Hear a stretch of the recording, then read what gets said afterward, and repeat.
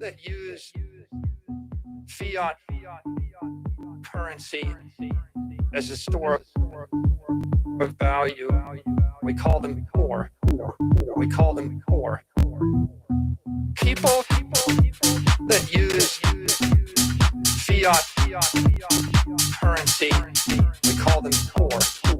We call them poor. We call them poor. We call them poor.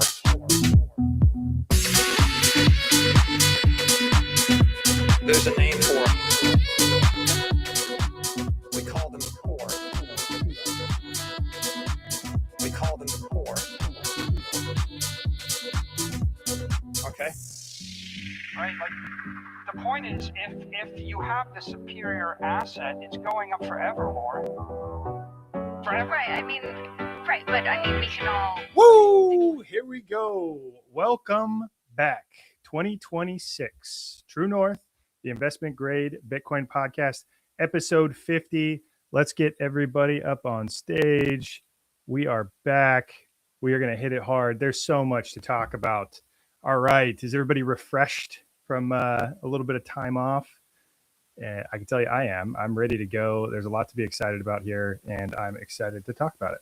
So welcome to, let me see if I can get my screen off. Maybe not. There we go. Okay. Welcome back, everybody. Here we go.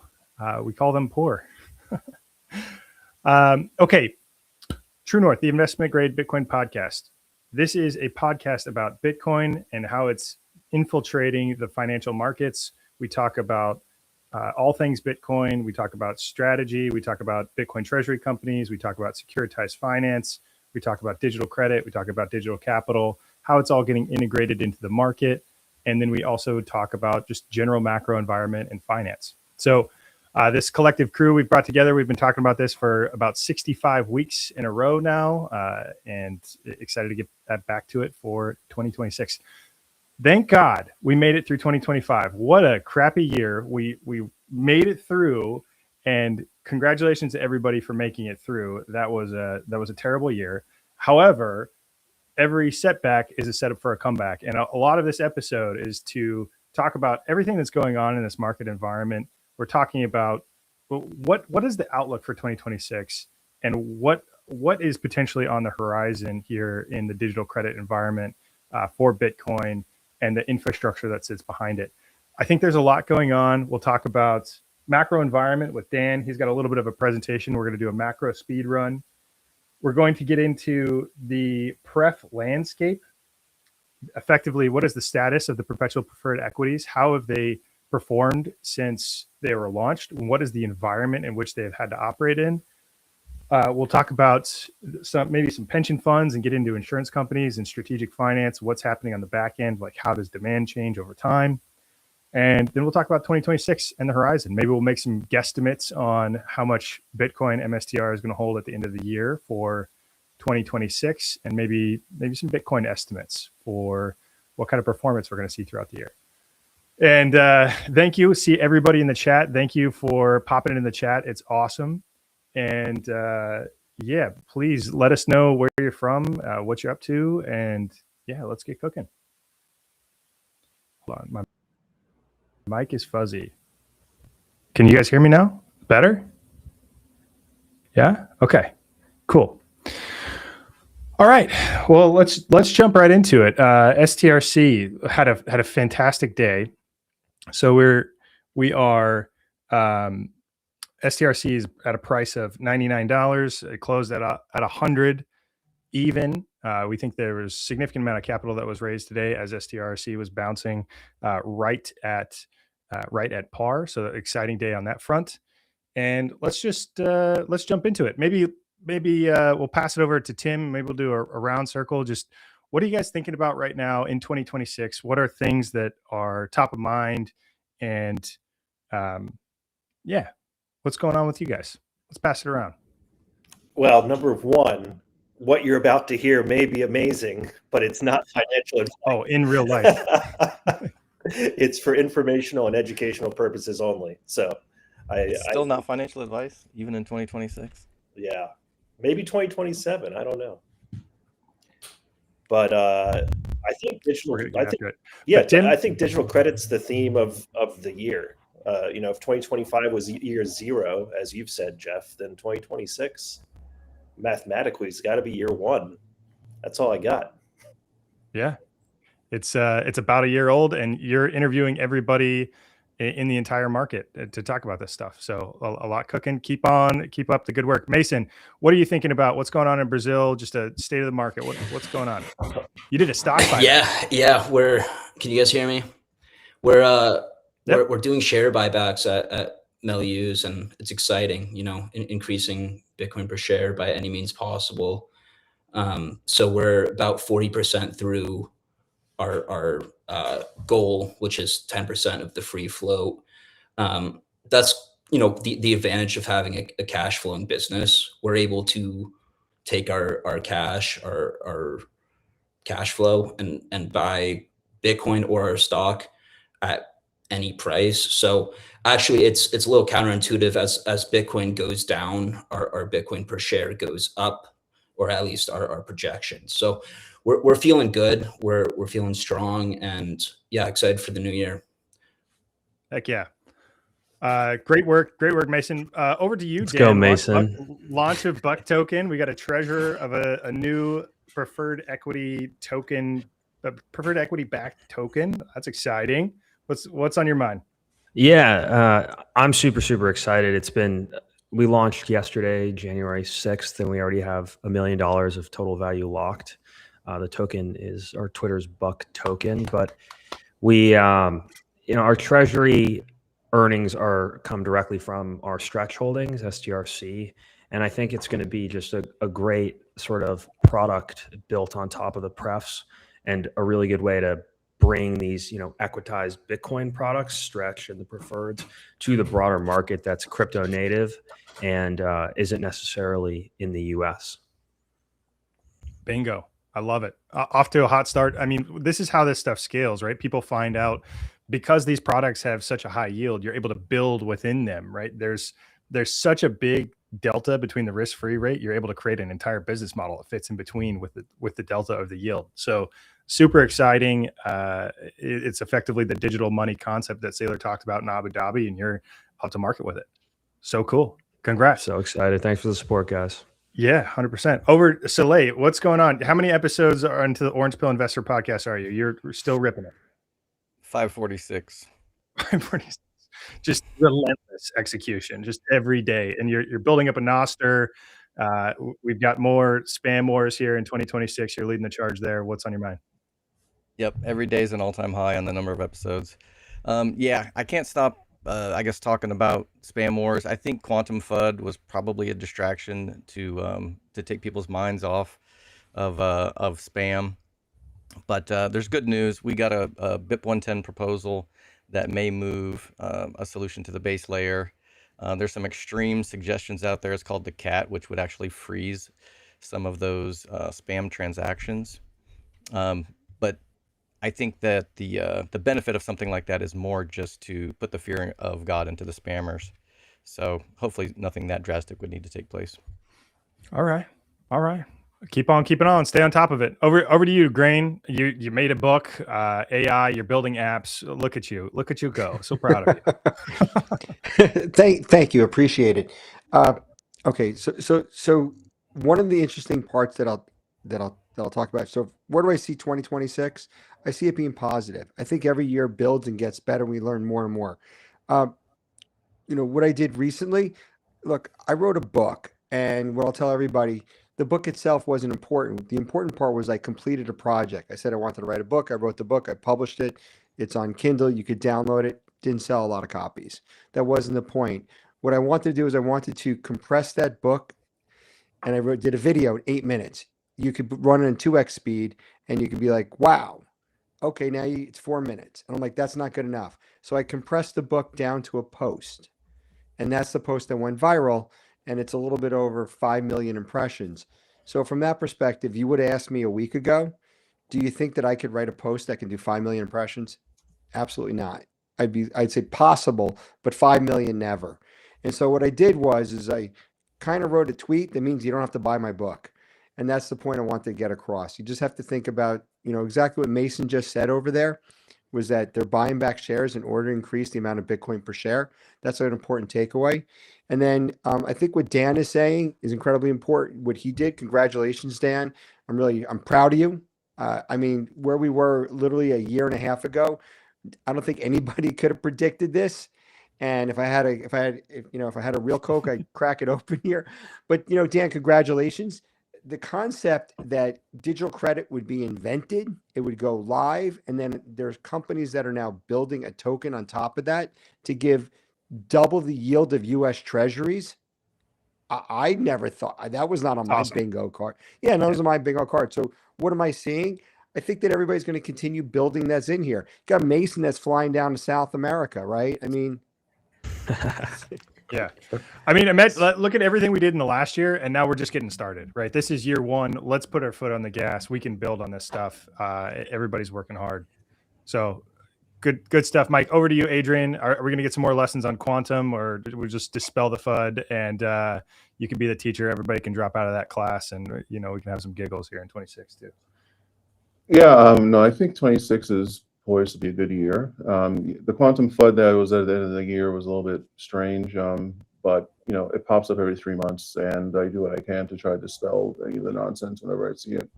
But I've been watching Stretch pretty closely. I think that has potential to be something really, really successful. I think it already has been successful, and I think a lot of people have been kind of clamoring for it to fail, but it's been holding steady, and it's been holding the peg, and it's been attracting a lot of attention.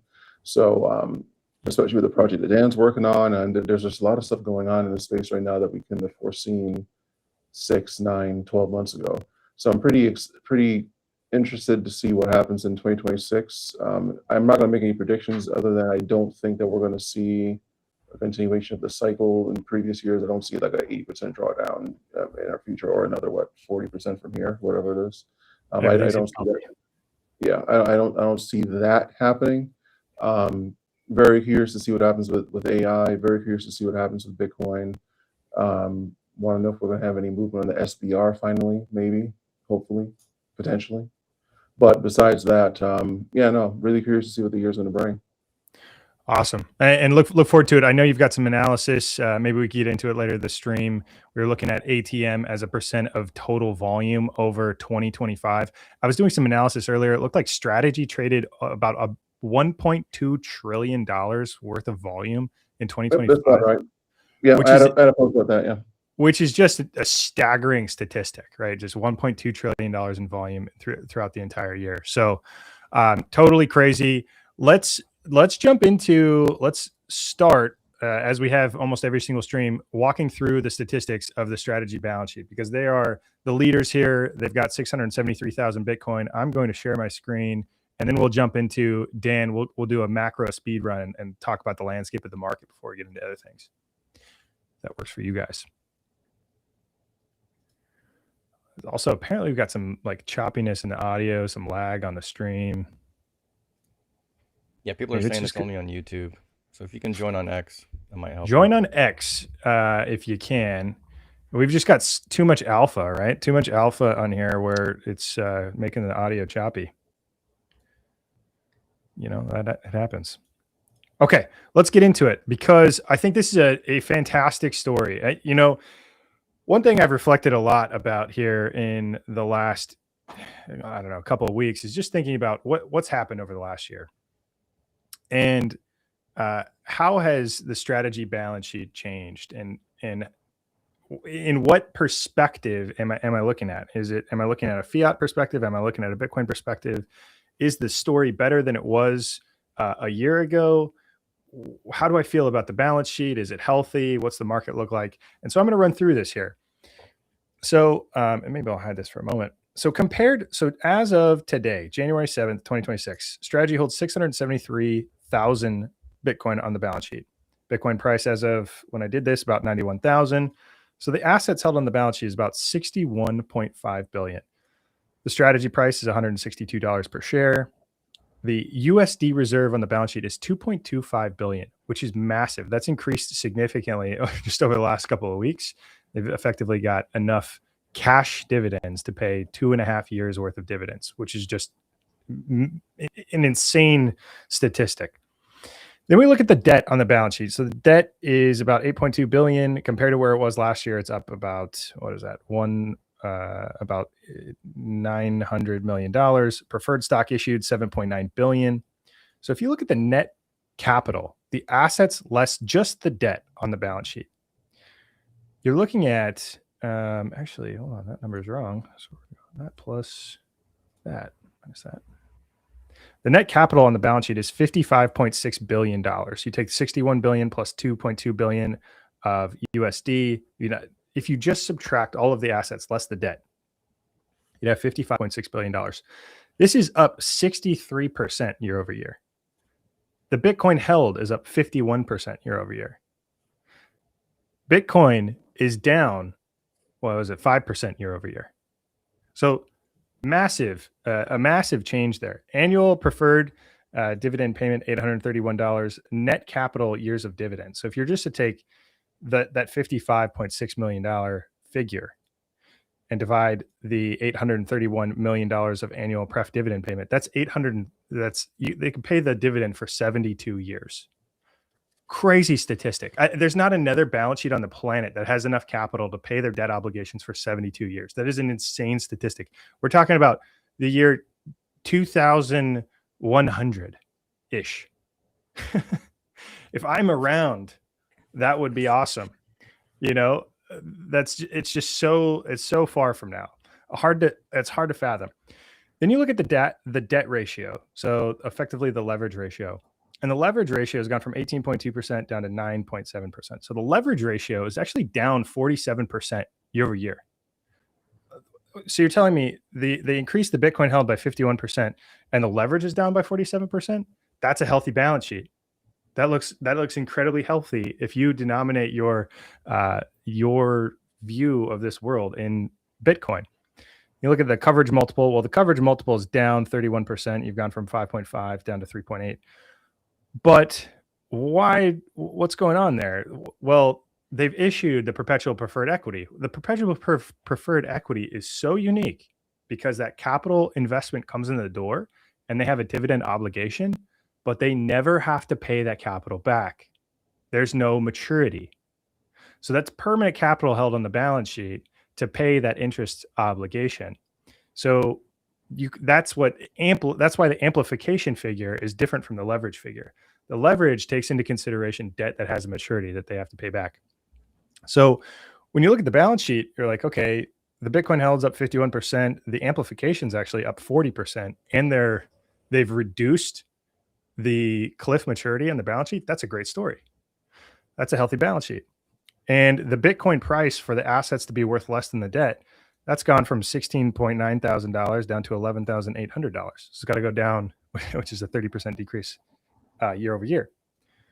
So the percent drawdown needed for the assets to be worth less than the debt on the balance sheet would be an 87% drawdown. I like the story. It looks really good. So let's Jeff, take a peek. Before you change, I want to go to your particular row and column row here. So it's row 30. Yep. And what you're talking about is this is the leverage ratio. So it's below 10% now. This is where we've talked about this on many episodes before. If you go to buy a house today, you put down 20% and you're levered 5-1. And everybody's like, yeah, so strategy, their leverage is 10. No. They have it's the flip side of this. I have yet to figure out an easy way. I've tried explaining this multiple times, but this ratio is the exact opposite of what everybody thinks. So what they're saying is that they have 90% of all their assets. There's only 9.7% that is the actual debt, which is the exact opposite of way leverage is typically discussed. And that's why this doesn't make sense to most people, because they're like, oh yeah, it's pretty close to like putting 20% down on a house. Now, this would be the equivalent. If you went to go buy $1 million house, your down payment would be $900,000. I mean, exactly. If you're buying a $500,000 house, right? A $500,000 house, you would put down $450,000 as your down payment. And only 50 grand of that would be your debt. Nobody does that. Nobody does that. That's the Yeah. strength of the balance sheet, right? And then like That's the strength of the balance. And it kills me that I can't figure out an easy way to get that across because your metrics are correct. Yeah. Yeah. Well, in that, when you think about yourself, right? Like with a house, if I had a $500,000 house and a $450,000 down payment, your question becomes, what's the probability that I go bankrupt and I'm not able to pay the debt on my balance sheet? It's like, I'm going to figure out how to pay this interest payment, right? Like I'm going to be able to figure out. It's not hard, right? You figure it out. And when it comes to like this idea of fractional reserve banking, right? Like this idea, that Hal Finney quote talking about Bitcoin as being a settlement layer for banks, which issue their own like paper currency backed by Bitcoin with different amounts of reserve ratios. Like in 1929, during the Great Depression, we were still on a gold standard, but the US dollar was only backed 40% by gold reserves. So in what we consider a gold standard era, there was still more outstanding US dollar fiat liabilities than there were reserve assets backing those liabilities. And this is the exact opposite, right? There's 20% outstanding liabilities or perpetual preferred products or some form of outstanding, yield bearing instrument relative to the 100% or 20% relative to the entirety of their collateral asset, which is no longer gold like it was in 1929, but Bitcoin in this case. So like, I think you would be wary if their outstanding liabilities exceeded their total reserves, but that's normal for a bank. So we're just playing in a completely different playing field. And like my thinking is, I think someday, maybe 10 years from now, there could be a world in which Strategy's preferred equity outstanding actually matches their total Bitcoin assets or some hybrid 100%, fractional 100% reserve amplification. banking.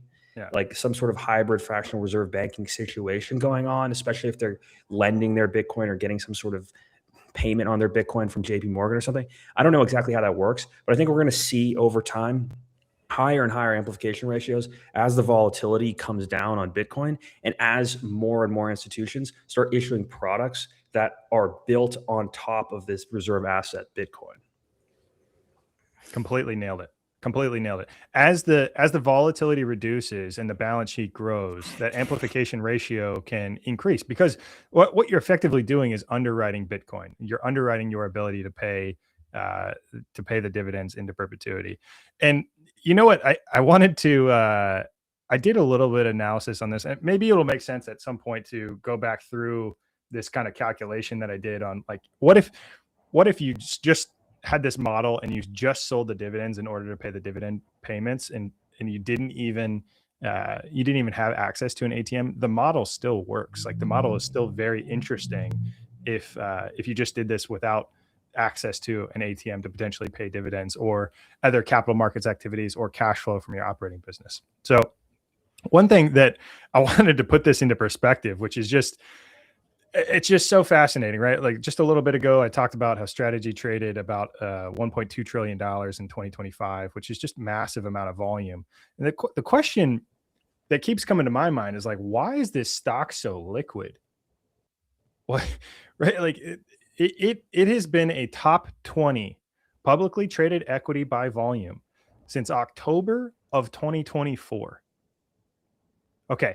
It's the 215th largest publicly traded equity in the market. Yet today it was the 15th largest by volume. What's going on there? Like I've been trying to wrap my head around it. I think it's primarily because it's backed by Bitcoin, which is just this hyper liquid asset. And you've got this huge derivatives market that's built behind it.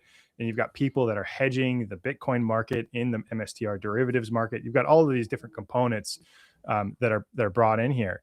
And Adrian, I know you've got some multivariate correlation statistic analysis on this, and maybe we'll hop into that. But one thing I wanted to point out. So what I've done here is I pulled all of Strategy's perpetual preferred equities. I pulled their notional amounts, the shares outstanding, and the annual dividend amounts. So the current annual dividend is $796 million for the 5 perpetual preferred equities that are outstanding. Today's trading volume was $4.5 billion. Today, $4.5 billion of Strategy stock traded hands today. That's 17% of the volume today. Okay, so now what's the quarterly dividend? The quarterly dividend is $199 million. That's 4% of today's volume. What's the monthly dividend? Okay, the monthly dividend is $66 million. That's about 1.4% of today's volume. If you were to break it down by trading day, so divided by 250, I think it's right, but divided by 250 trading days in the year, that's $3.1 million of capital that they would need to raise per day if the volume were to stay around the same, about $4.5 billion. So it's 0.07% of the daily trading volume. Okay, so like it's hard to wrap your head around that. So I came up with an analogy.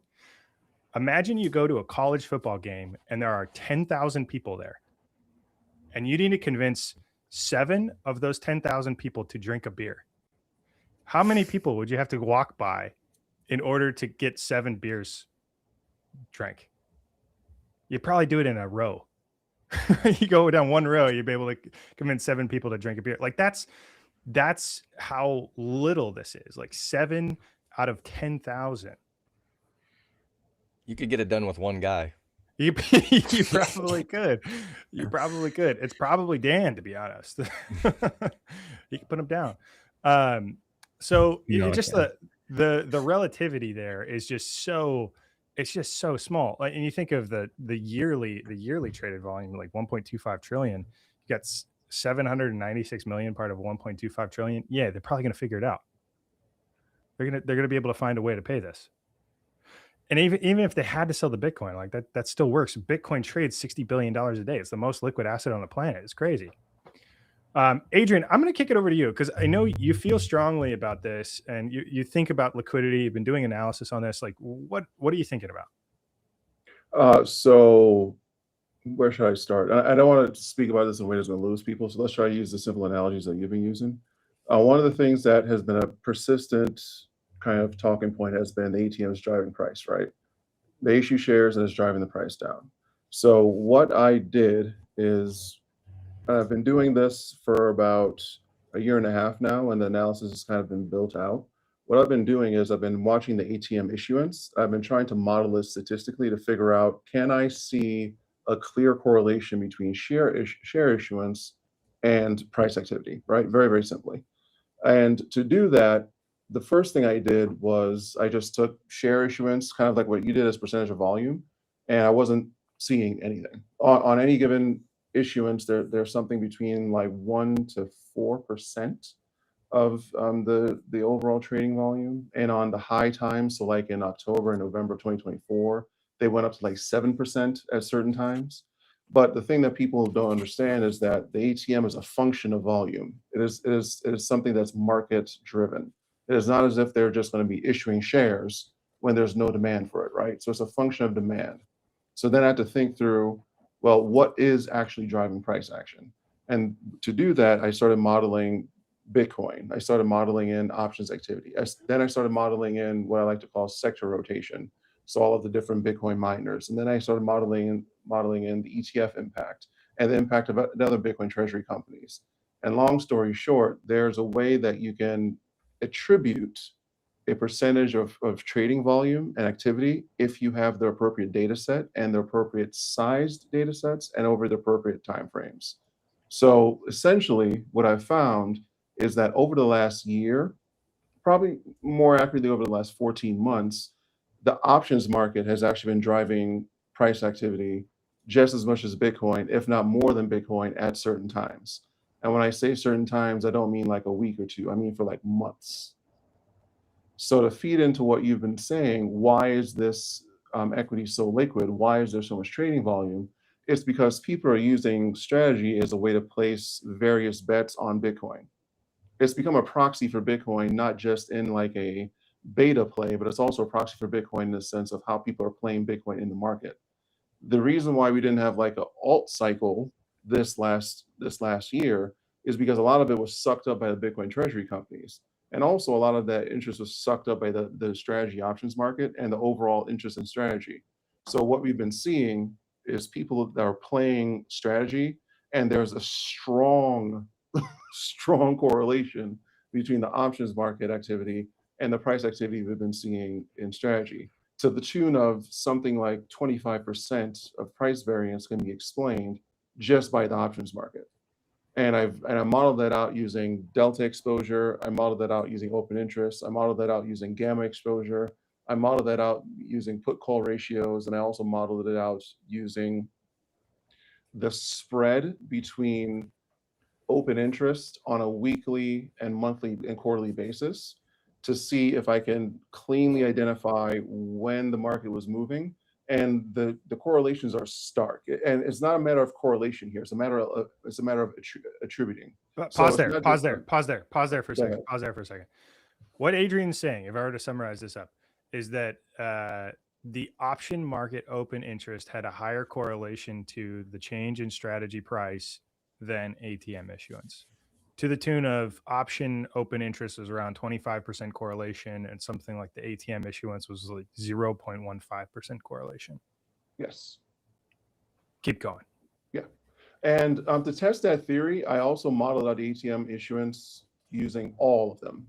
So I went through the 8K filings and I manually tabulated all the different ATM issuances. So that's in 2025, that's in 2024 to 2023, and a little bit of issuance they did in 2022. And I modeled it all the way back to the BSE era. So the Bitcoin standard era, what was that? August 20th, 16th, something like that, whatever it was. And I modeled it out using trading volume as a proxy for ATM.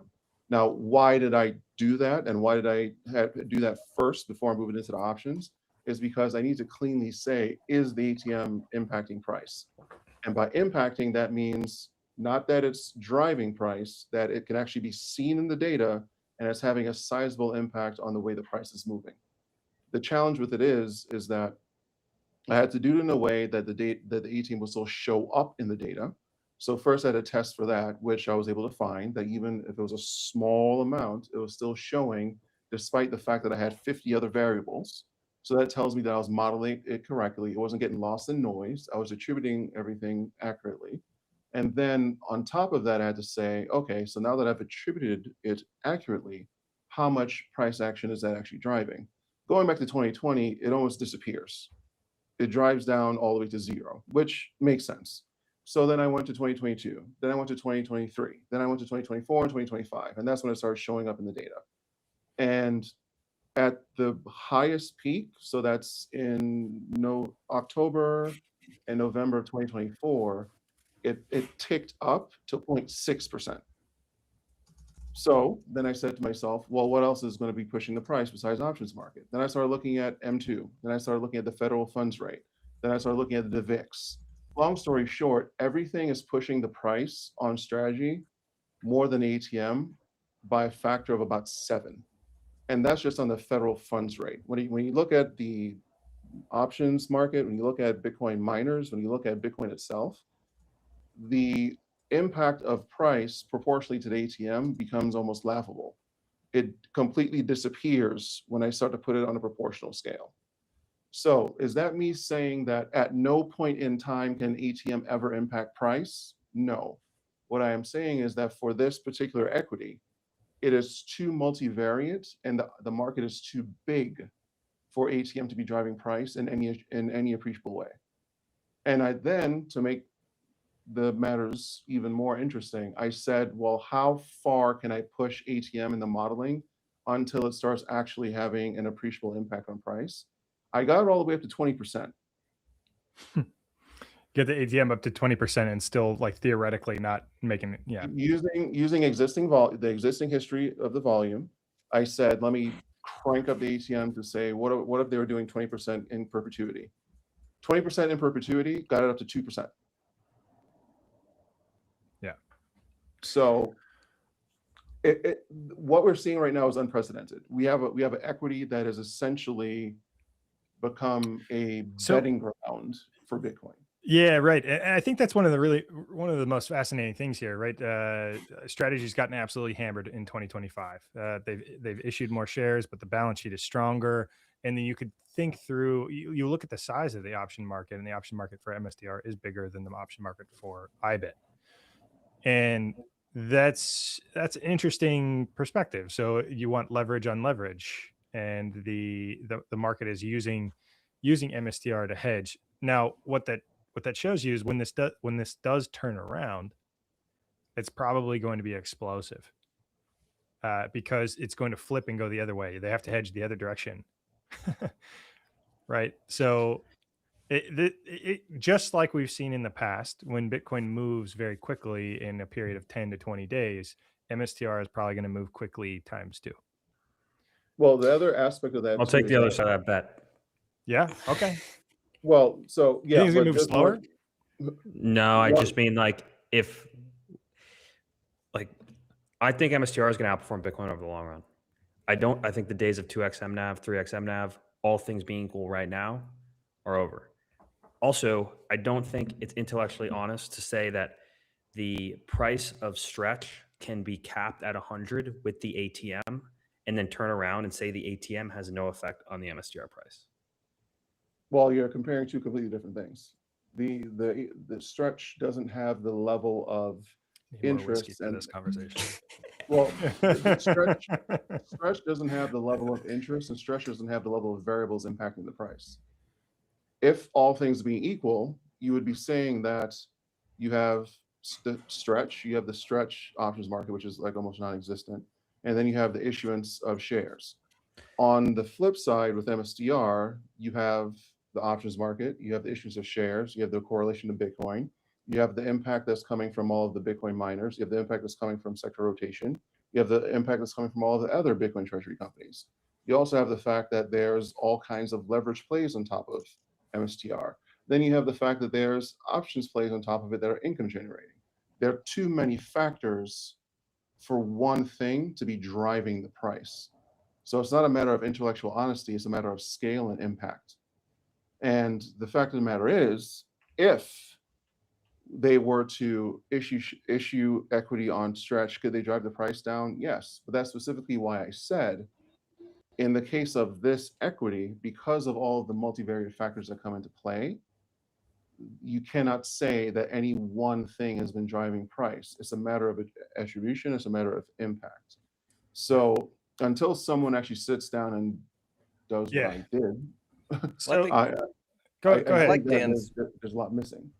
I like Dan's point. I mean, it does make sense. It's like, okay, it's hard to say that the ATM is invisible over here, but it's not over here. But in the on the stretch side, I think there's a couple of other Can we pause on that first? factors. Also, I didn't say it was invisible. It's not invisible. The fact is, I modeled it against 50 different factors and it still showed up. Well, let's pause on True. liquidity. I'm exaggerating when I say invisible. Go ahead. Go ahead, Jeff. Let's talk liquidity for a second. You're right. You're talking about a company that trades a market, right? It's got a $60 billion market cap and it's trading $4.5 billion a day versus something that's trading $76 million a day. Right? Like if you're going to ATM something that's trading $76 million a day, yeah, you're going to see it.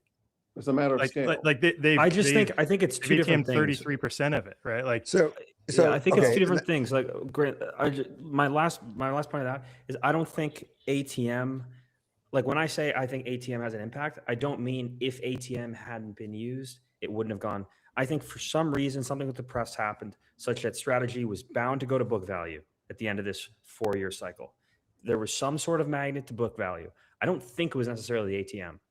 I'm not saying the recent price movement was a result of the ATM even, but I am saying that we got to call a spade a spade. If you believe ATM or share issuance is in fact a price suppressor, then you could say on MSTR, while it may not be the only price suppressor or may not even be the driving price suppressor over the past 40 months, you can't say it's not a fundamental price suppressor when it is used in that way on other equities. You absolutely can, though. That's what I'm trying to say to you. It's a matter of you cannot simply say that one factor is driving price.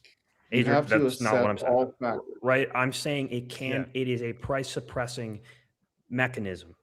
I didn't say there's more liquidity. But, right? but the thing is, also on the flip side, and the ATM was positively correlated with price at the end of the year in October, November 2024. It was actually positively correlated with price. So what I'm trying to frame here is, it's not about is it pushing the price down or is it pushing the price up? It's a matter of, can we see it in the data, which I can, and can we then say what impact is it having on price? If you're making the assumption that it's price suppressive, I think that comes from your viewpoint, which may or may not be valid. All I'm saying is the ATM is a function of the market. It is not a driver of the market. You're The making ATM is a assumption that- function of the market. Like, I would disagree with that, considering it's a function of the issuing corporation decides to issue the ATM, Yeah. right? Yeah, but it is it's a function of the volume. It's probably it's a function of the volume, and the volume is a function of the market. So Yeah, I've but gotta- let me Go chime ahead, in here Greg. for a second. So, and I'm going to switch to a different topic, and we have good news about this, and I think this will bring this to light. Look, a year ago, 14 months, I'll say December of 2024, we were all hoping a couple things would happen. We were hoping triple Q inclusion, and we were hoping S&P 500 inclusion. Okay. And we all believe that if you get included into an index, there'll be passive buying, the stock price goes up. All agree to that, right? Now we apply the symmetry test. You can use the symmetry test for everything. If you get removed from an index, if you believe it goes up, if you get into it, exclusion on the way out, your stock price goes down. So then we had FUD about MSCI saying, oh, they're going to get removed from it. The stock sells off because there's front end loading to say, oh God, if they're going to remove out, let's sell it before it drops. That's exactly what we saw. That's a symmetry test. Assuming that if something leads to something, it goes up. If the opposite of that happens, then it would go down. That's what Dan is saying. Whatever the data says, we could see that in the real world, that's what happened. And what did we get yesterday? MSCI said yesterday, we're not taking them out. And then what happens yesterday? It's the stock price shoots up. And so that confirms the symmetry test. So whatever you want to say about the data, the reality is the stock price mirrored exactly what happened there. That doesn't make any sense. It makes complete sense. And Adrian, I'm going to say this because I said this one time before and we can move on. What's different about a stock than with Bitcoin, this is a very, very important part about this. And I've said this before. With a stock, there's one QSIP. You cannot tell the age of the share that's being traded for daily volume. Whereas with Bitcoin, you hear it all the time. Oh, some OG moved to Bitcoin that never moved from 2011. Oh my God, he's dumping because for whatever, he knows something and he's selling it, even though the Bitcoin just moved, not sold.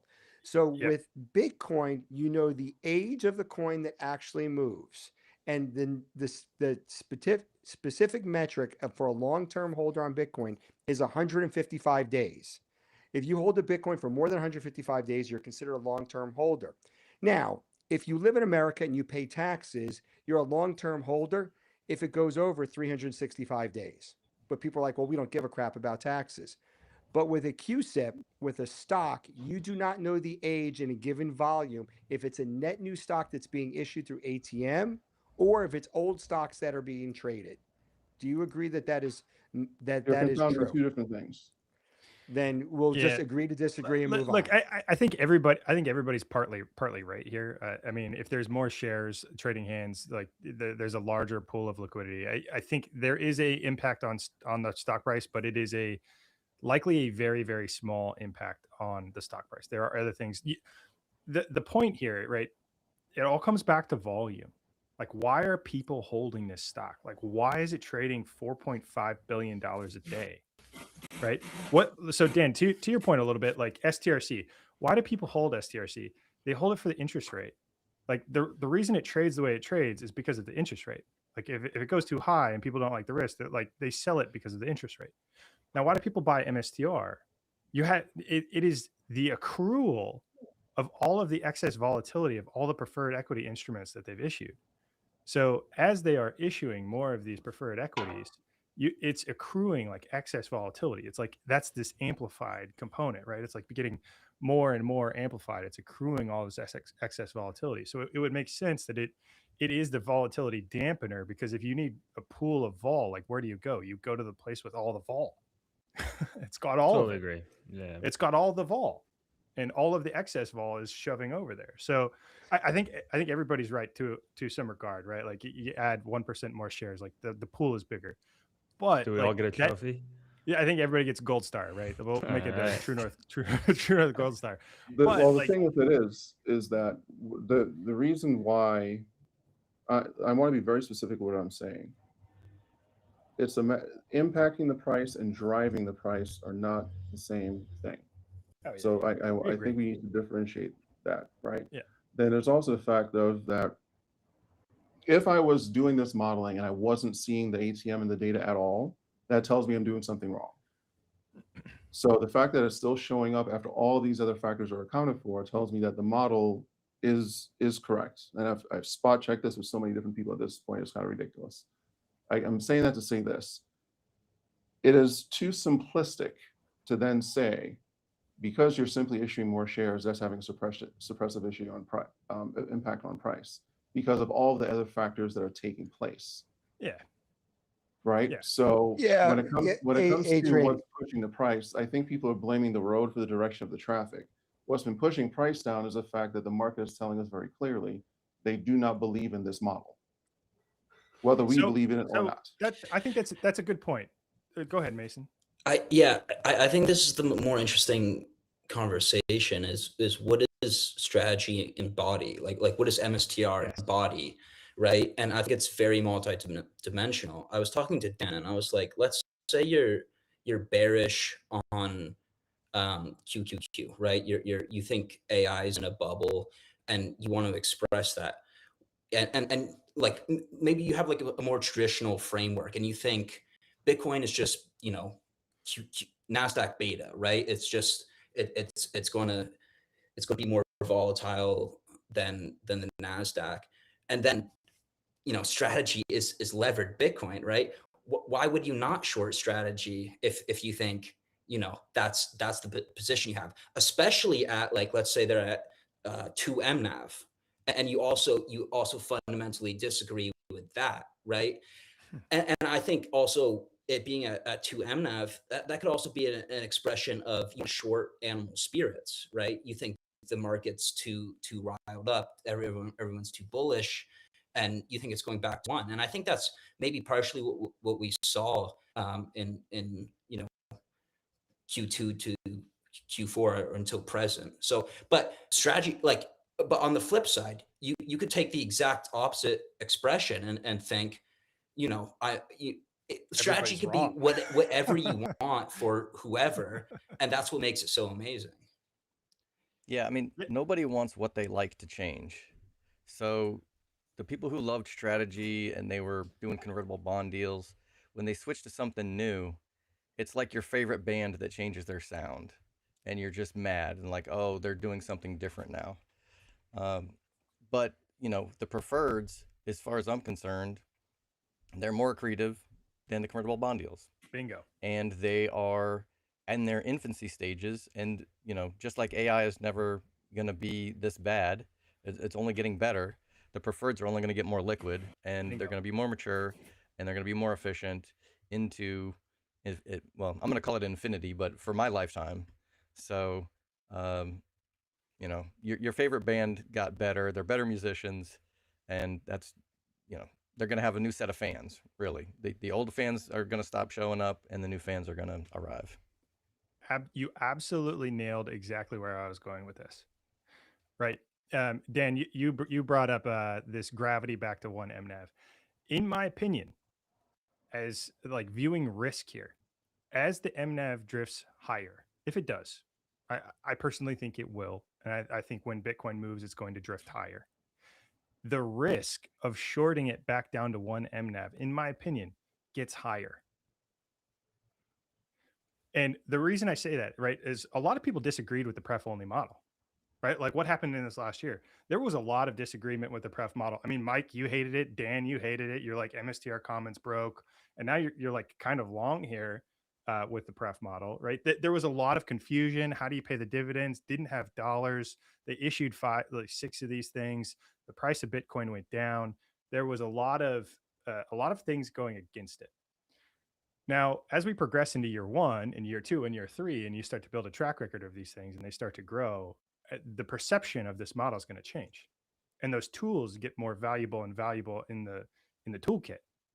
So as the liquidity in those things build, you're going to start to be able to issue a little bit more of that to give you more amplification on the common stock when you need it. So, and I think this is a perfect time to talk through this.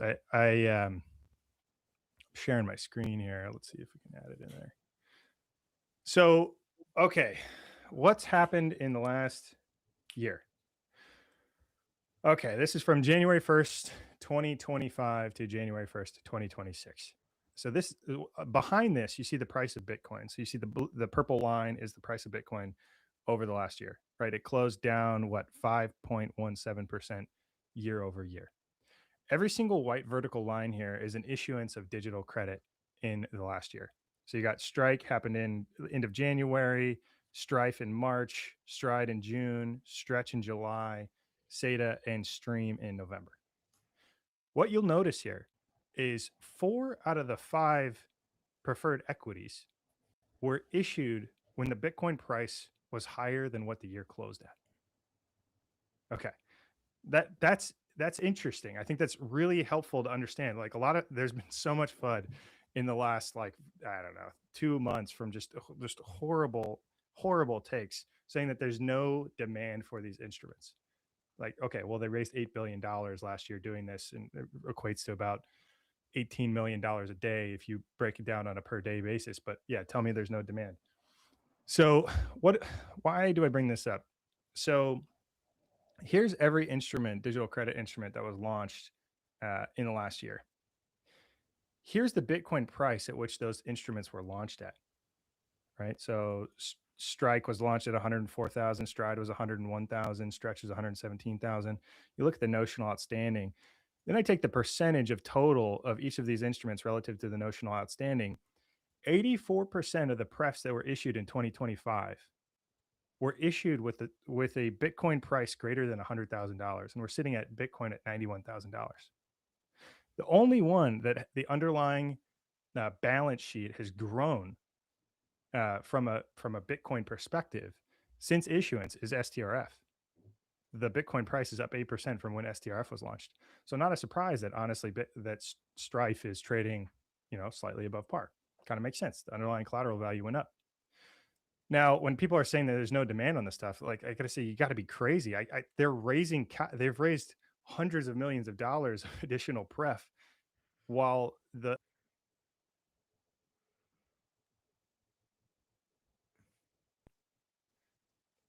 what happened, right? The underlying value of the collateral held on the balance sheet or the capital held on the balance sheet is going to be improving drastically, which de-risks all of these instruments and makes the relative risk profile look better and better and better, which should boost liquidity, makes the common stock look significantly better. As they get more of this instrument in, they're adding more Bitcoin capital to the underlying balance sheet, amplification rises.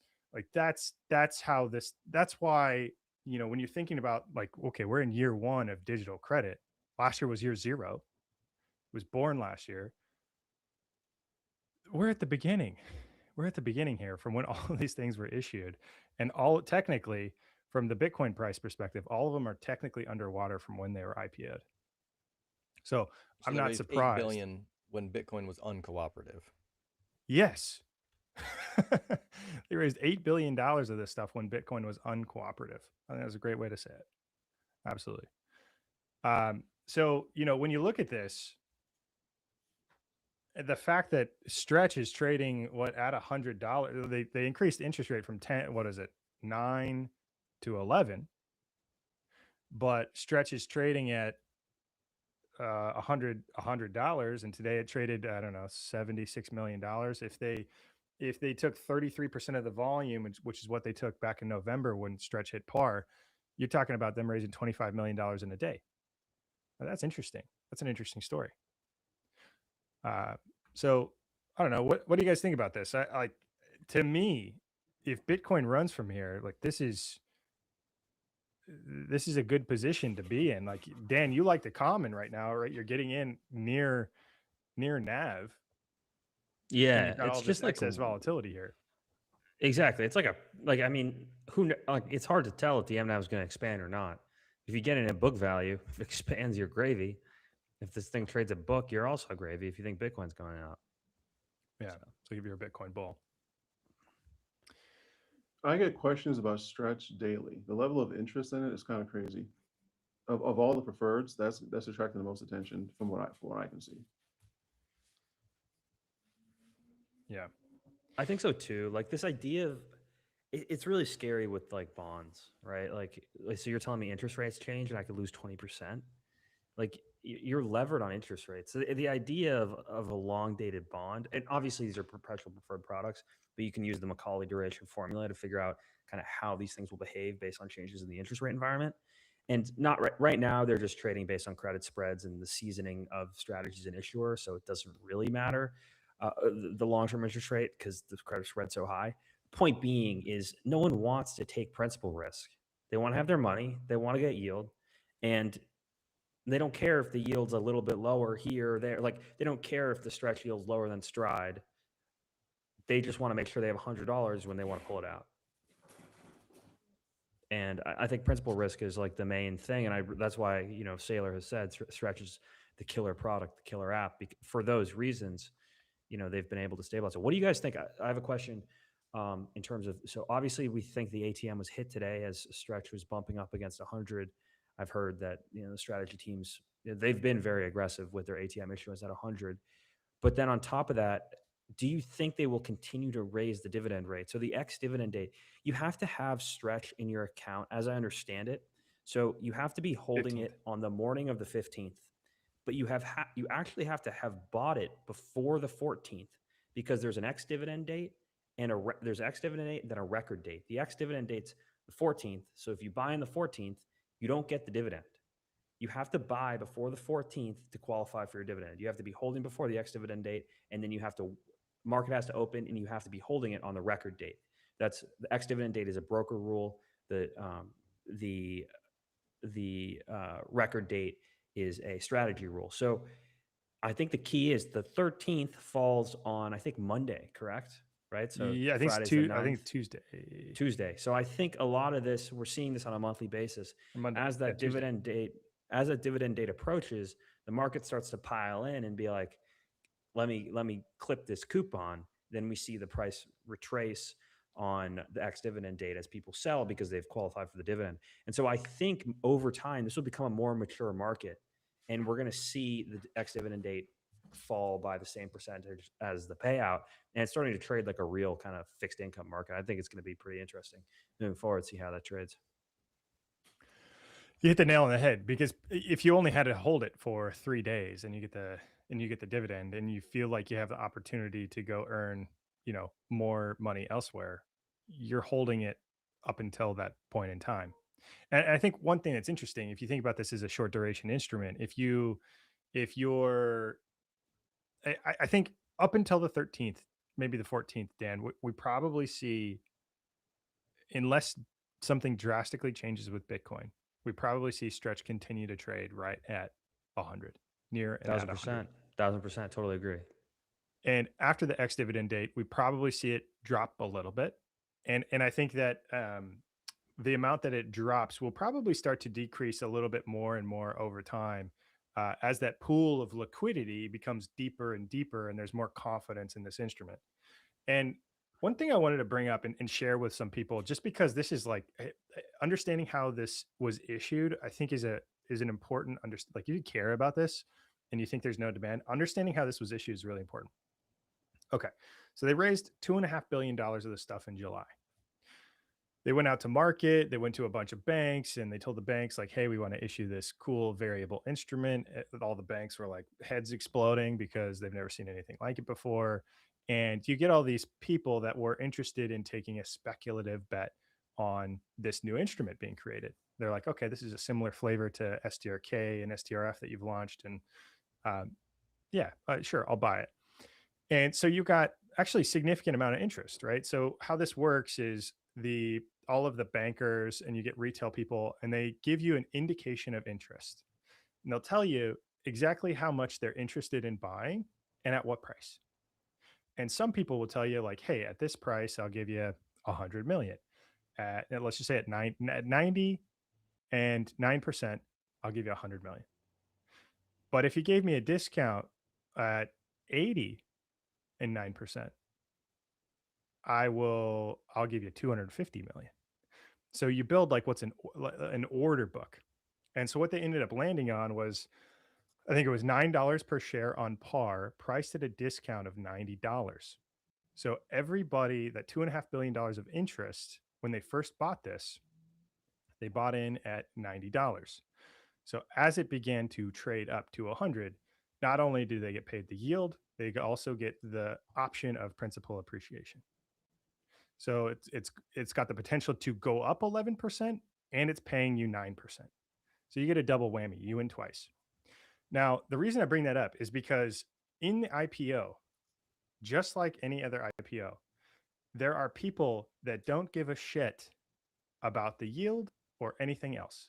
They just know that they're getting an opportunity to buy something at a discount, and the company is going to make this thing go to 100. They're going to do everything in their power to go to 100. So you've got all of these, institutions that are like, yeah, look, I'll give you all this capital. I'm going to buy it at 90 and I'm going to sell it when it goes to 100. I don't care. Maybe I'll take, maybe I'll clip a couple months of coupons as the liquidity builds in this thing, and I can kind of drip shares out into the market. So what that effectively is an overhang. Like, I think people don't really understand that. Like, that is an overhang on the stock for the people that don't want the yield and don't care about the yield. They're waiting until the principal appreciates, and they're just dripping shares out because they're like, great, I got another 10%. I got another 10%. And they've held this instrument, for 6 months, and they got 10% because they bought it at 90 and they've been selling it at 100. So there's an overhang on this stuff. And once that overhang is gone and these shares are in the hands of people that want the yield, the amount of volume and their ability to pull capital in the door on this thing is going to be insane. This is like a pipe deal. Like, everybody's had the boogeyman of the pipe. Like, this is effectively, you can think of it like a pipe deal or like any other IPO arbitrage opportunity. And that is fundamental in understanding how this works. I think we're probably getting close to a lot of those shares being turned over and in different hands for the people that, didn't want to be in this instrument long term. So Jeff, let me reconstruct what you're saying. Saylor decides to do a digital credit product. So what he does is he calls up a book runner, calls up his investment bank, and says, look, I came up with digital credit. It's called strike, stretch, whatever these instruments are, and shows them the prospectus and says, look, I'm going to sell. I want to know what your appetite is for this, and it pays this yield. And they read it, they agree to it, and they say, fine. So what they do is, because it's not available, and the brokerage houses can come to you and say, hey, do you want to buy this? And so you sign up on your brokerage house. Yes, I want to buy this on the first day. And they gauge that amount of interest. So let's say they want to raise $1 billion, but they find out that there's only going to be $200 million worth of retail coming in and buying it. So what the institutions do is they buy the full $2 billion, right? Saylor will say sometimes there's a green shoe and it's oversubscribed. We've been talking about this for years. The green shoes are not new. Same thing with an MSTR ATM. He'll do that. So the brokerage, what happens is the investment bank and the book runner gives Saylor $1 billion. Saylor goes and buys $1 billion worth of Bitcoin, and he announces the orange dot, right? And you're like, okay. Now they gave him $1 billion, and what do? They're sitting on $1 billion worth of these shares. Now they have $200 million for people that want IPOs. They give it to the $200 million. Now there's $800 million left over. The casual observer on X, you know where I'm going is, oh, then they just dump the other $800 million in a market order when the market opens and crash the price and short it. That is exactly what has not happened.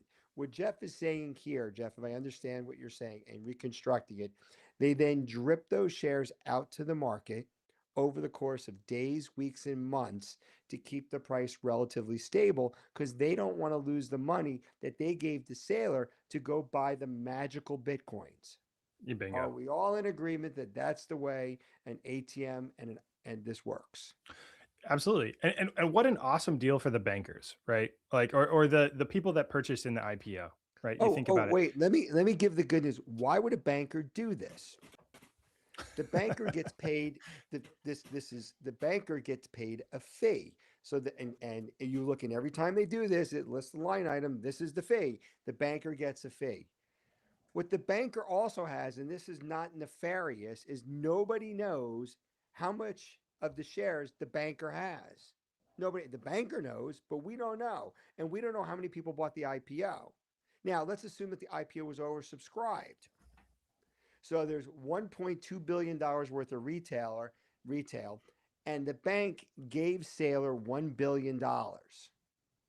You're like, oh, what happens in that case, Grain?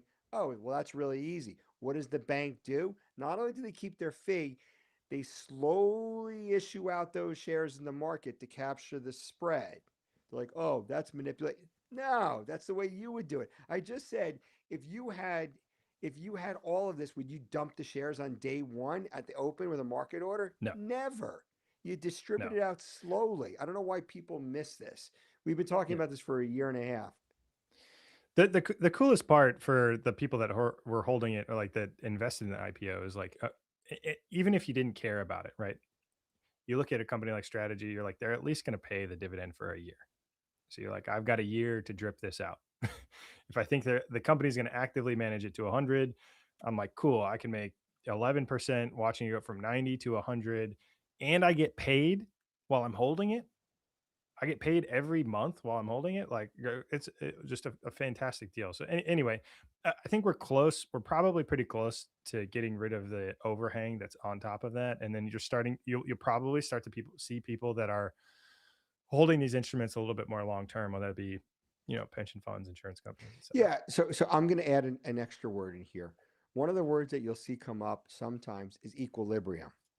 What happens is, or stabilize over time. So as the shares get into the market, as the market becomes more comfortable with it, they're like, oh, it's stabilized, or now it's in equilibrium. And that's what you're seeing in Stretch. The range for that is going to be somewhere between 98 and $100, but the goal is to keep it between 99 and 100. Maybe they could peg the vol less. I think Saylor said in the last call, it's at 5, he can get to 3%, and the goal is to get to 1%. But what Dan's going to take it even lower. Dan's going to take it lower, because what's going to happen is they're going to build on top of it, and there'll be a perpetual bid on it from multiple areas, right? So this is where the market's going.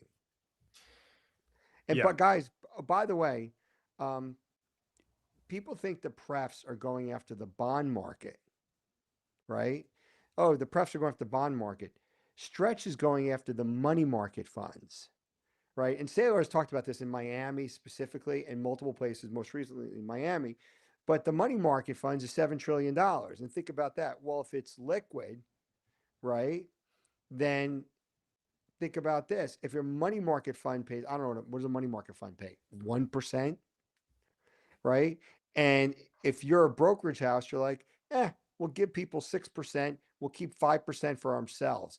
The bank or the brokerage house would make a 5% spread. And I know this because I posted this back in Miami, and I tagged Saylor in it. I'm like, did I get it right? And he's like, yep.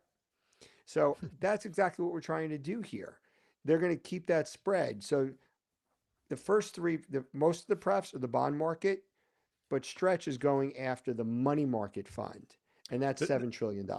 The craziest part is it's both, right? Like imagine your bond portfolio with liquid bonds that are beating everything else. Like that's the craziest part. It's both. It beats everything. It beats every bond out there from every facet. Like, it's less risky, it's less volatile, it's more liquid, like every single facet out there. And maybe we'll get into the bad bond of the week, but I want to wrap this up with two things.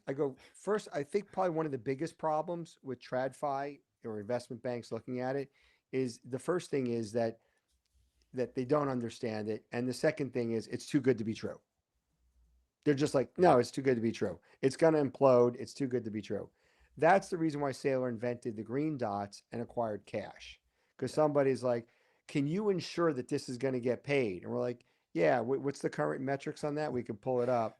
Yeah, it's 2.5 years. They've got 2.5 years. It's like 34 months or something on what do you call it? On the cash balance. And what is it? 70 something years on the Bitcoin it's to pay the it's insane. It's like crazy overcapitalized. right. And I want to call one last thing we can move on. All right, You know, you've had like 5 it- last things, Green. Come on. but no, I'm known for that. I'm really known for that. Look, Matt Cole said something, and you said this about goodwill. If software is made free by AI, Matt Cole said this, then the goodwill for software pretty much goes to zero. Zero. Okay. He said that. And I wrote that is awesome and horrifying at the same time. So what, I mean, think about this. So what you're going to talk about the bad bonds that are doing, the transparency on strategy, the dashboard showing you in real time what it is. But if other companies had to show real time value of their software and specifically relative to AI coming in, oh my God, if I was a CEO, I'd be like of a software company right now, I would have a crisis meeting right now and say, how are we going to make sure that some other company using AI doesn't offer the same functionality for 1/100th of the price? Yep. I would be scared about that. Yep. Go ahead, Mason. You were going to jump in. Yeah, no. I mean, I think what we're going to see over the next few years is, or maybe next decade, is massive disruption.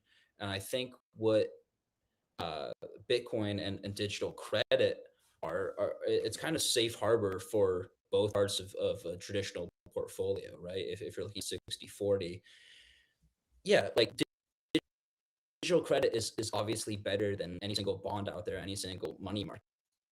And realistically, it's not that hard to figure out. Like, you have to accept Bitcoin as kind of a thing that is going to be here, and then you just show them the financials. Like, Jeff, you can pull that up. It's like, if anybody with any kind of financial literacy, who's managing capital can and really internalize what that means, then it's not hard to figure out, right? So I think digital credit will be safe harbor for the bonds which are going to increasingly be disrupted. And then it's the same thing for the equity side, right? Like, if I think a pretty popular trade right now is going short software as a service, long hardware, right? I think ultimately everything gets disrupted, and that's why you have Bitcoin. So I think the really interesting conversation here is, what does adoption look like? What is the time frame for the catalyst?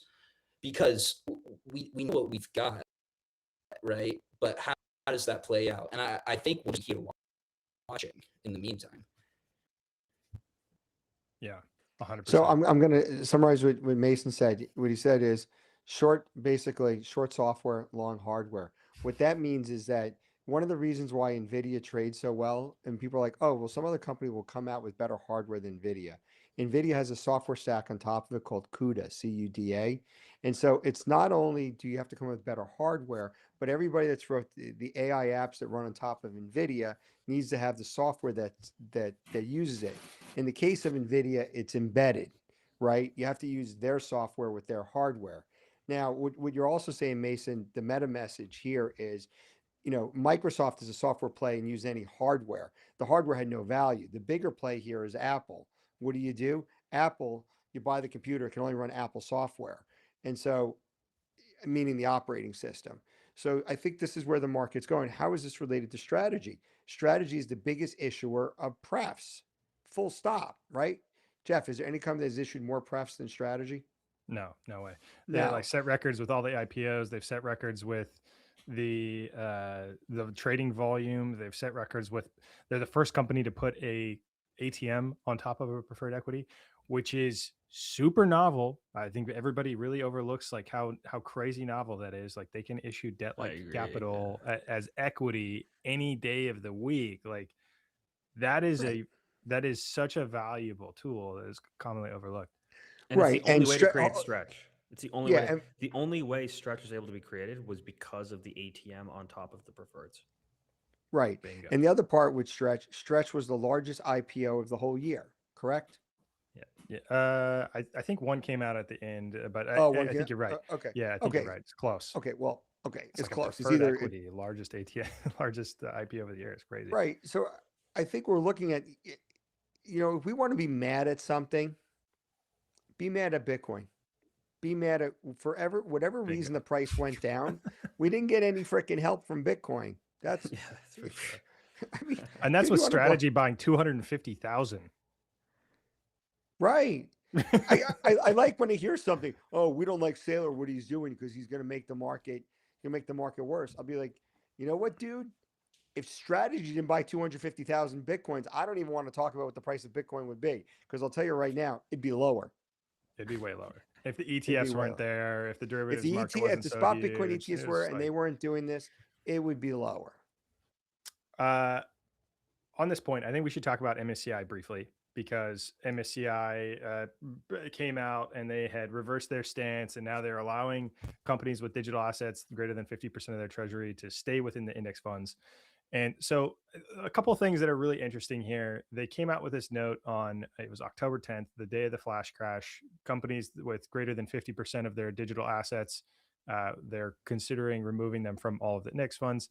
And it created this huge period up until January 15th. They were going to make their decision.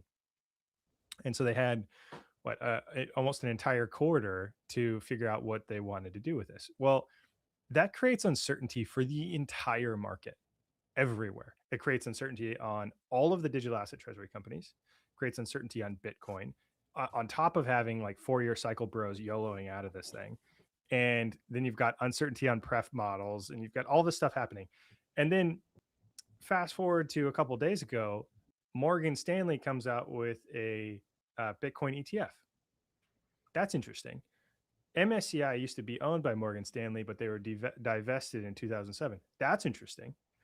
Just a lot of things that are when you plug them together and you look at this timeline, like if you wanted to increase and scare the market and get some increased Bitcoin exposure, that's a pretty good way to do it. To create some uncertainty within the market of the largest publicly continuous buyer of the stuff.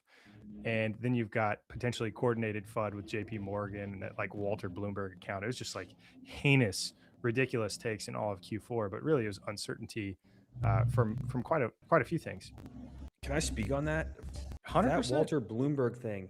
I was at the Naples family office that Saylor spoke at, and he was on stage, straight face. Bitcoin's going to 10K in the next 3 months. I'm like, you know that meme. Are you sure about that? Exactly. And so, but what's so interesting is I saw a post today from him. It seems like, and so on Kalshi, Bitcoin reclaiming 100K just hit 40% this month, which is very high. Like if you price that as an option, that's pretty high. Options market's getting really expensive, both for MSTR and Bitcoin. Some things change. Long-term holders obviously have stopped selling. Like some sort of momentum has shifted. But my point being is Walter Bloomberg came out with a post. It wasn't Walter Bloomberg. It's the other guy, Mike McGlone. Excuse me. Mike McGlone did the speech at Naples. He came out with a post today and said, there may be a reason, a scenario in which Bitcoin doesn't go down to 10K during 2026. I'm like, really? And he says because of reduced volatility in the equities market and for some other nonsense reason. So he's pretty much saying the equities market may have a good year. And there's so many reasons why the equities market will probably have a good year. Credit spreads are extremely tight on all the junk bonds. Bitcoin is performing really well, not hitting all the resistance levels or whatever shelf falling off TA lines that people were saying was going to hit. And I think it's because the institutions are stepping in and buying, much like they front ran the end of the 4-year cycle. They're front running the end of the bear market, right? Essentially our 4-year cycle, we hit 126K 4 months early. And I think institutions will do the same thing, and they'll start buying on the way down as they get their entry prices months in advance of when the historic bear market would end, which is in the second half of 2026. So like if you're going to buy something, if you like it at 50,000, you're a buyer at 65,000. Any smart investors probably kind of thinking that way, especially if you believe it's going to $1 million plus over a long period of time. Yep. Hold on, Mason. I gotta pause. I've got to plug this. We've got a short commercial break, kind of. We have True North Vegas. This is happening in partnership with Strategy World here in February at Strategy World. I believe it is February 23rd through February 26th, the Strategy World. Our event is going to be on the 23rd. It's going to be a great time. There's 150 tickets in total that will be sold. So far, we've already sold 67. 44% of the tickets have been sold. And once they're all gone, they're all gone. So if you want to come have a very unique, interactive experience, come talk with us, hang out. The tickets will get you access to. We'll have a happy hour at a cool location afterwards. There's about 4 hours of content. This content will be interactive, and we'll do a little bit of presentations, a little bit of conversations, and probably some rotation of topics. You'll get a chance to meet and hang out with everybody, and it will be a great time. It'll be slightly elevated from what we did last year, and I'm sure we'll have a couple of guests from some of the Bitcoin companies swing by. So please take a peek at it. Come hang out with us. We'd love to meet anybody that's interested in this. And if you're interested in hearing like what's going on in the strategy world, there's an entire Bitcoin for Corporations track at Strategy World for 3 days in a row. So you can hear this from the horse's mouth from different banking institutions, different treasury companies, and you can really interact and network with all of these people in a very small group of people. So it's a fantastic event. It's going to be bigger and badder than last year, and really looking forward to it. Anybody else have anything to add? Yeah, I'll chime in one thing. If look, meeting us is great. What I'll tell you is that Michael Saylor is accessible. If you go to an event where he is, especially if you go to this event, there's a really good chance that if you look for him, you could find him, meet him, and talk to him. And so if you want to meet the guy yourself, I would suggest you go to the event and you go and talk to him. We met and spoke to him many times in Orlando last year. And I met him previously the year before that, 2 years ago, was the first time I met him in person. And I talked to him multiple times over multiple days that I was there. So I suggest that everybody come, not just to meet us, so you can meet him also. And the rest of the executive team. They were all there also. It's Andrew Kang, it's Sharice, it's CJ, Right. It's Charlie, it's everybody on the strategy team will be there. And if you want to talk the Bitcoin treasury strategy and you want to hear it from the people that are working, there's likely going to be bankers there. There's likely going to be lawyers there. If you want to talk to these people that are actually operating behind the scenes, it's not the Bitcoin, the big Bitcoin conference in April. It's this event. It's the Strategy World event. I think last year there were like 400 people there, 400, 500 people at the Strategy World event. Everybody was incredibly accessible. So yeah, right. I'm not saying anything is wrong with the Bitcoin event. The problem with the Bitcoin event trying to meet Saylor is there's 25,000 people there. So the security was tight because there's 25,000 people. With these events, because they're much, much smaller, you can get there, meet him, and it's great. Yep. Okay. Back to you, Mason. Sorry, I had to interrupt.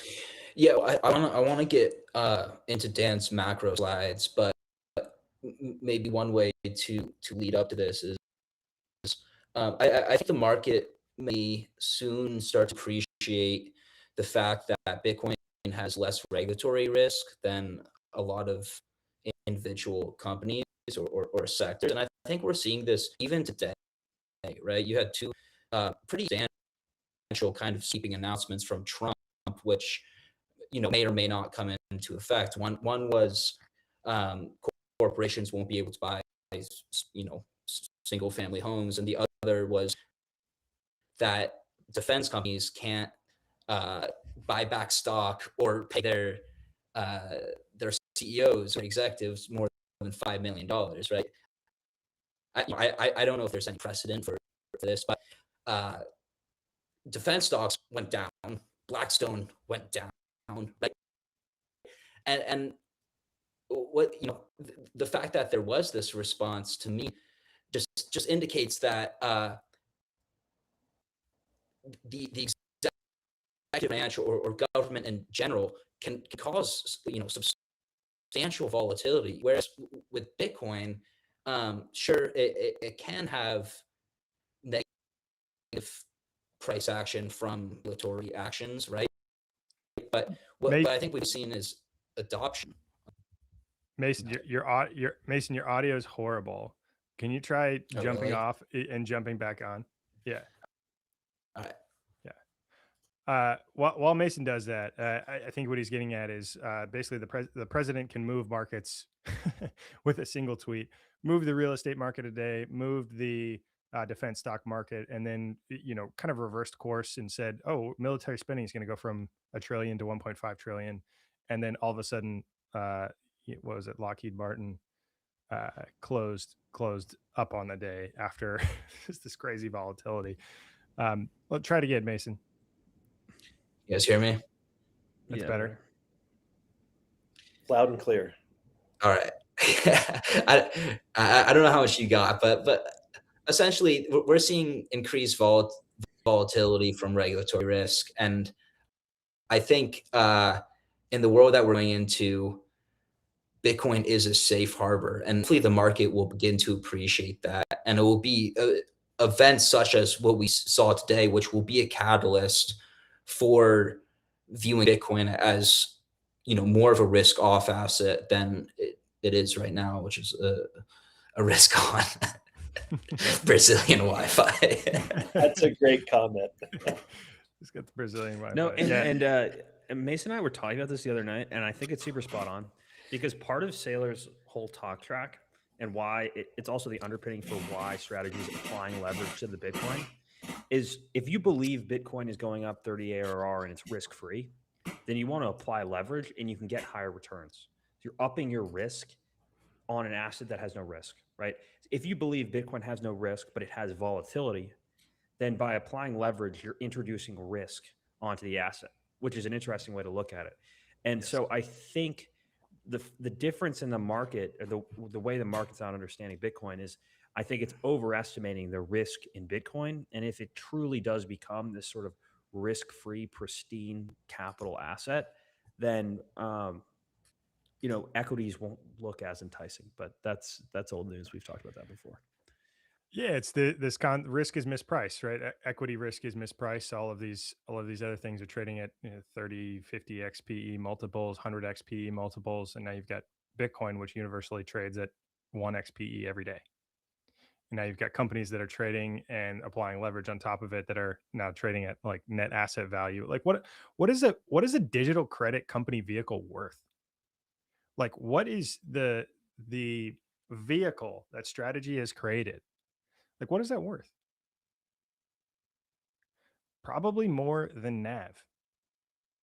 Probably a lot more than NAV. Like, what would somebody be willing to pay for this vehicle? What do you think strategy would be willing to pay to sell the vehicle? I don't think there's a number. There has to be a buyer. Right now, there's no buyers in Bitcoin. I just don't think that there's a number, right? That's an interesting concept. Yeah. So look, I'll give something interesting. Why would somebody buy the MSTR common stock? So Strategy is the operating company, and they offer all these different products. We've already talked about on the prefs, MSTR common. So what happens is, if the prefs are mostly designed to have eclipse some form of the volatility in order to pay you a yield. That's exactly what Sailors all the time in the slide that talks about, hey, we have oil, and then we break it down into different fuels and different purposes as we distill it down. So in this case, what happens is they don't clip the volatility though. Clipping the volatility would be like selling calls to pay the dividends. They're not doing that. Grain meant transferring. I think grain you transfer.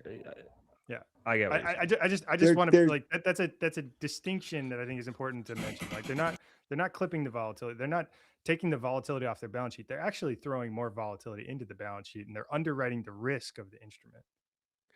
So Jeff, I agree with what you're saying. Because they add more Bitcoin to the balance sheet, overall the company can have higher volatility because they have more Bitcoin. Is that what you're trying to point out? No, I'm trying to point out that strategy doesn't clip the volatility to pay the dividends. Okay. Well, from what I heard from Saylor, and I believe to quote him exactly, is that we strip the volatility out of it to pay a yield. He uses the word strip all the time. Strip the volatility out of the prefs. Yeah, I stripped the volatility out of the prefs to pay the yield. I use the word clip instead of strip but he's reducing the volatility with the prefs in order to pay the yield. We We are got agreement? clippers and strippers here. Clippers or strippers. I'm not going to touch that one. Okay. Clippers or strippers. So, what I'm trying to say here that is makes that, sense. That makes sense. They're stripping the okay, volatility from the prefs. this, That excess volatility is going to the common stock. That makes the common stock more attractive. They're able to use that as an ATM. right. And the It's common indirect. stock It's indirect. is the most volatile one. It's the most Yeah. volatile one. Okay. Yeah. So my point about this is, if strategy is right, which I think they are, I want to own as much of that company as possible. So if I need either quarterly or monthly payments, I would buy the prefs. It's not all or nothing. I could buy stretch. There's almost very little or no upside in the underlying price of it. If I want strike gives you more upside than it gives you less yield, or yield depending upon how it trades. My point here is this, is that if you think that strategy is right and issuing digital credit will become the next form of attacking the bond market and the money market funds, I would want to own a part of that company. That's the simple equation. If Yeah. you agree with that. And what's it worth? And what's it worth? I think it's worth a lot more than what it is right now. Yeah. It's funny. The chief marketing officer at Strive asked me the other day, he's like, how long do you think you're going to work at this company? And I giggled. I totally giggled because my response was, I think this might be the last company I ever worked for. I think there might be one, it's like, what is this company worth? Like a lot more than what like anybody is willing to sell it for. You know what one of the weirdest things in Silicon Valley is? Somebody says they're a serial entrepreneur and they always sell off a company. I'm like, okay, if the company is so good, why are you selling it off? Right? Yeah. The reason why they're selling it off is because they got paid so much money that they don't think it's going to continue to go up. Right? Because if they sell it and it continues to go up, that means they sold it too early. But that logic is lost on these guys. Totally. Well, you Right. kind of like reach this economies of scale and you're like, all right, I got to pull the parachute now, or because I think the risk of going any further here doesn't make a ton of sense. And an example of this, I saw a chart the other day. It was showing Zoom, the company that does like the web software. It was showing their earnings over time, and then it was tracked with the stock price next to it. And so like as earnings were growing really quick, like right during COVID, the stock was like booming, and then earnings flatlined, stock crashed. And it's like, well, where does Zoom go from here? Right? Like somebody can create a Zoom app. Mike, you could probably go create a Zoom app on AI today. Yeah. And you know what's one of the craziest parts about this? Everybody's talking about Zoom in 2020, right? Because that's when COVID hit and Zoom we're going to do a Zoom call. We're going to do a Zoom call. I'm sitting there like this. I didn't buy the stock, right? And I'm like, really? I'm going to date myself. During the internet bubble, when I was at Global Crossing, I provisioned the circuits on the back end for WebEx. I had been using video conferencing literally for 20 years. And I was the guy that provisioned and sold those deals to WebEx, which got acquired by Cisco. So my point here about this, like, oh my God, you just heard about Zoom. We had to convince people back in the old days, like, oh, you're going to have video on a call. And so many people were dead set against this. It's like, yeah, but you had to go to the office anyway. Why are you dead set against this? So the question is like, oh, Zoom came out. You're right. Where's it going to go from there? That's when you see when the founders sell off because there's no longer any upside left in it. Right. Right. But when you have a huge Bitcoin balance sheet and the preferred equity vehicle, it's just like, why? Like why would ever, like, I don't think there's anything better than this. I think there's like just a few companies on the planet that have this vehicle structure. It's just it's really appealing. It's really appealing. And I think the company could last for 1,000 years. It's a very interesting dynamic, right? Like these companies, like if Zoom were to have Bitcoin on the balance sheet, maybe the stock performance would be significantly different, right? I don't know. Yeah, I'm going to go back to what you said about risk from all these companies. I had posted that I use Claude.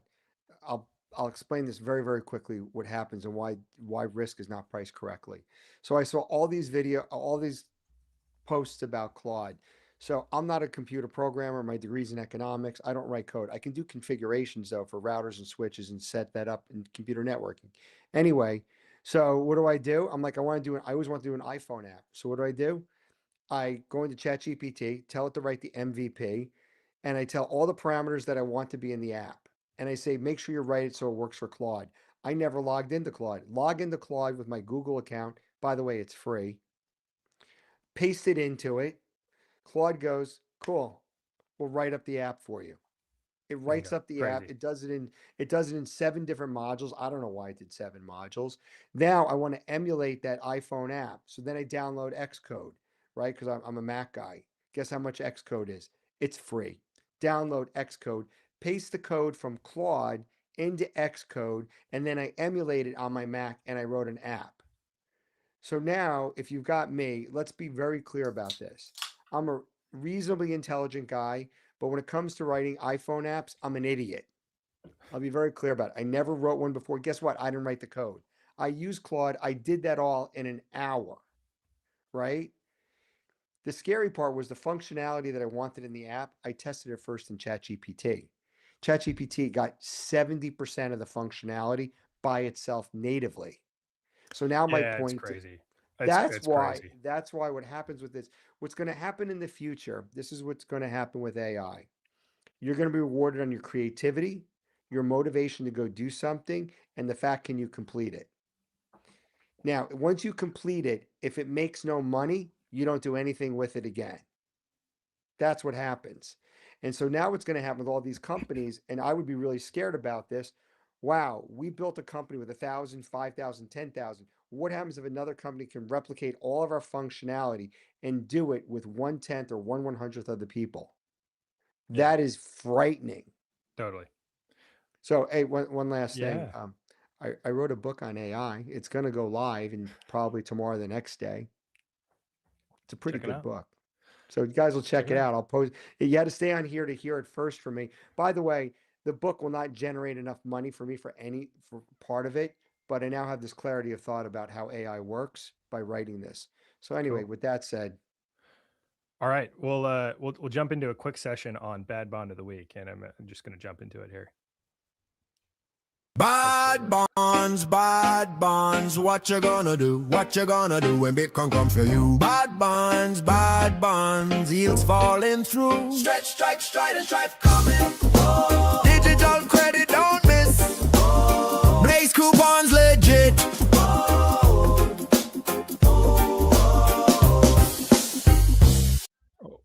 Now that everybody's got that stuck in their head for the next little while, we are going to look at the Saks bond. I'm sharing my screen.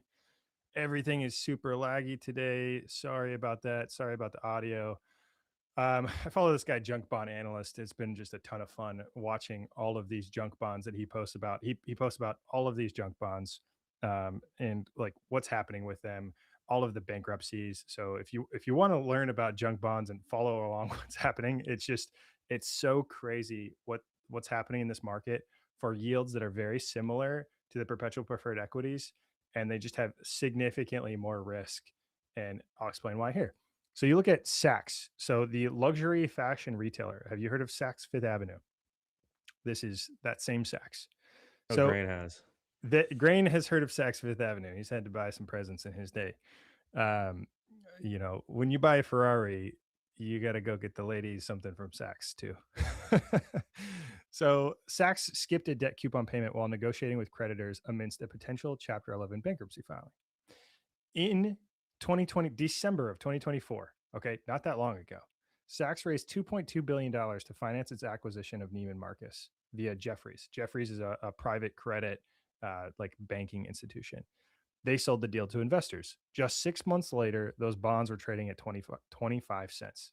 So basically, what was worth $2.2 billion in December of 2024 is now worth 550 million just 6 months later. And The creditors conducted an aggressive liability management deal that rearranged repayment priorities and again injected $700 million of fresh capital to fund the business. So what happens in this is they go back to investors and say, hey, like the deal's not going, deal's not going super well. This is falling apart. Like we need 700 million more dollars, but we're going to strip some debt payments on top of this, and we'll put you senior in the capital stack just so we can figure out how to do this bankruptcy. And so those new notes, those $700 million of additional fresh capital that came in the door today trade at 37 cents. So you got $700 million that came in the door, and now it's trading at like $250 million, something like that. And while the reprioritized notes from a year ago trade at just 7 cents. So those original $2.2 billion of bonds now trade at 7 cents. So they're worth, I don't know, $100 million, $70 million, something like that, maybe less. And that additional $700 million of capital that came in the door is worth 37 cents of what that original value is. So this is the type of stuff that's happening in the market. Like, how do you underwrite this? I just can't believe that people are signing up to just get punched in the face again. Like, it's just like totally Jeff, blows me away. I want you to spend more time.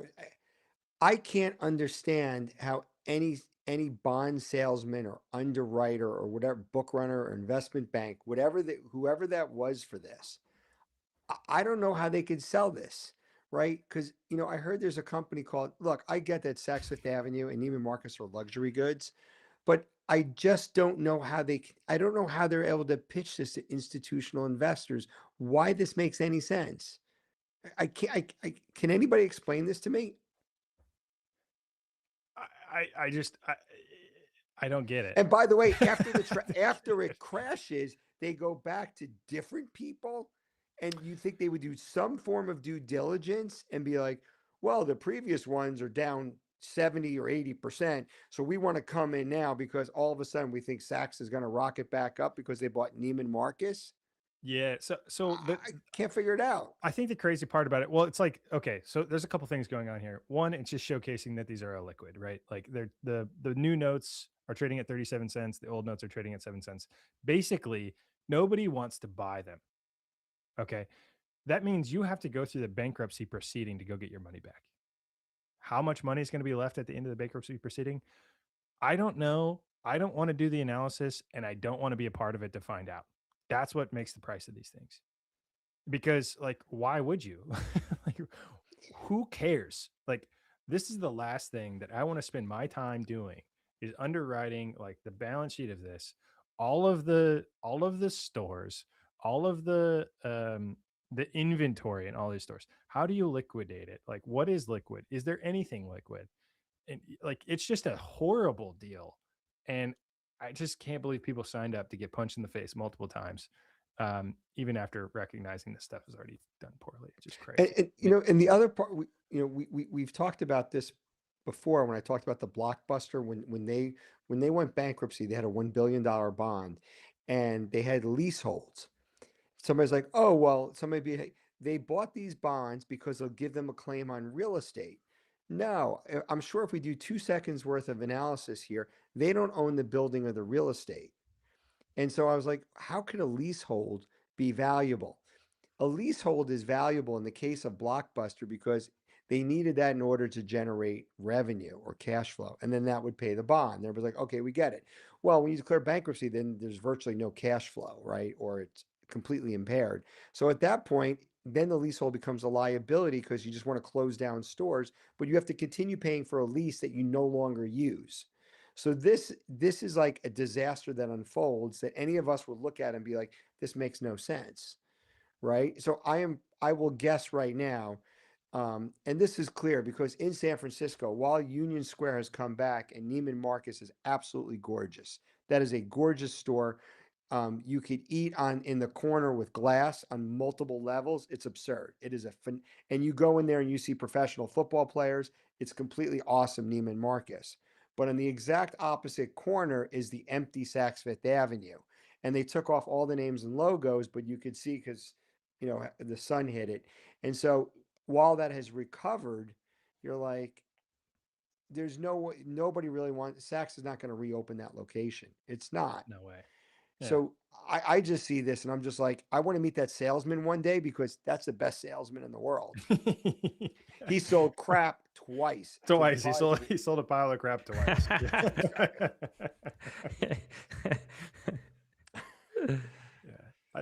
I mean, that's what makes these digital credit things so exciting. It's like they look really good from a risk perspective. Like you don't have to underwrite inventory across stores across the globe and speculate on people liking those luxury goods. Like, are they going to like those luxury goods a year from now? I have Yeah, no idea. And let me give you guys another thing that'll come in with this. I am going to, this is not a guess. There's two things that are happening here. First of all, in June of 2025, they went back to resell this. Everybody knows that Trump instituted the tariffs, which means if they're luxury goods, they're imported from outside the United States. So now all of a sudden, the price of your goods go up just because of the tariffs. Oh my God. It's due to additional taxes. What do rich people hate doing? They hate paying more money for the same thing. It's not that they can't afford to do it, but that becomes another headwind. But they still were able to sell these bonds, even though everybody knows about the frickin' tariffs. Yeah. Again, I would like to meet, I want to meet the salesperson. I will pay for dinner if somebody finds the guy. Pay 10 grand for the dinner with this guy because I just want to hear how smart this guy is. Well, you brought up strippers and clippers earlier. I mean, I'm sure there's some of that going on. Soleil, you had some perspective. You were thinking about these things. Oh no, I was just gonna say with their financial situation, maybe they should just start a GoFundMe. OnlyFans, Saks Fifth Avenue OnlyFans. Yeah. I mean, just toe picks from all of the employees that might do it. I mean, who knows these days? And then you YOLO that into some call sheet bets, and maybe the bonds are worth something. Okay, there's one more thing I wanted to talk about, and before we wrap this up, and this is kind of in the theme with bad bonds here. I was doing a bit of analysis on pension funds, and this kind of spooked me a little bit, honestly. And I kind of want to leave people with this thought, because if you've got a pension fund, it might be worth looking into what is in your pension fund, whether that's your state or your local company. And so what you're seeing here on the graph, this is pension fund funded ratios by category as of 2025.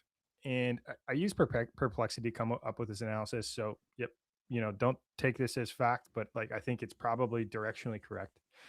And I looked at corporate pension funds, public pension funds, and just wanted to see like how funded are they? How underfunded are they?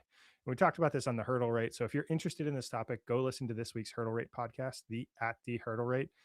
Matt Cole, CEO of Strive, myself, Ben Workman, and Tim Kotzman, we unpack things every week, and we did a deep dive into this. But one thing that was really interesting here is this blue bar. So this is public pensions. So think of all state pensions across the entire United States. This is a United States analysis. What this analysis was showing is that public pensions across the United States are 17% underfunded.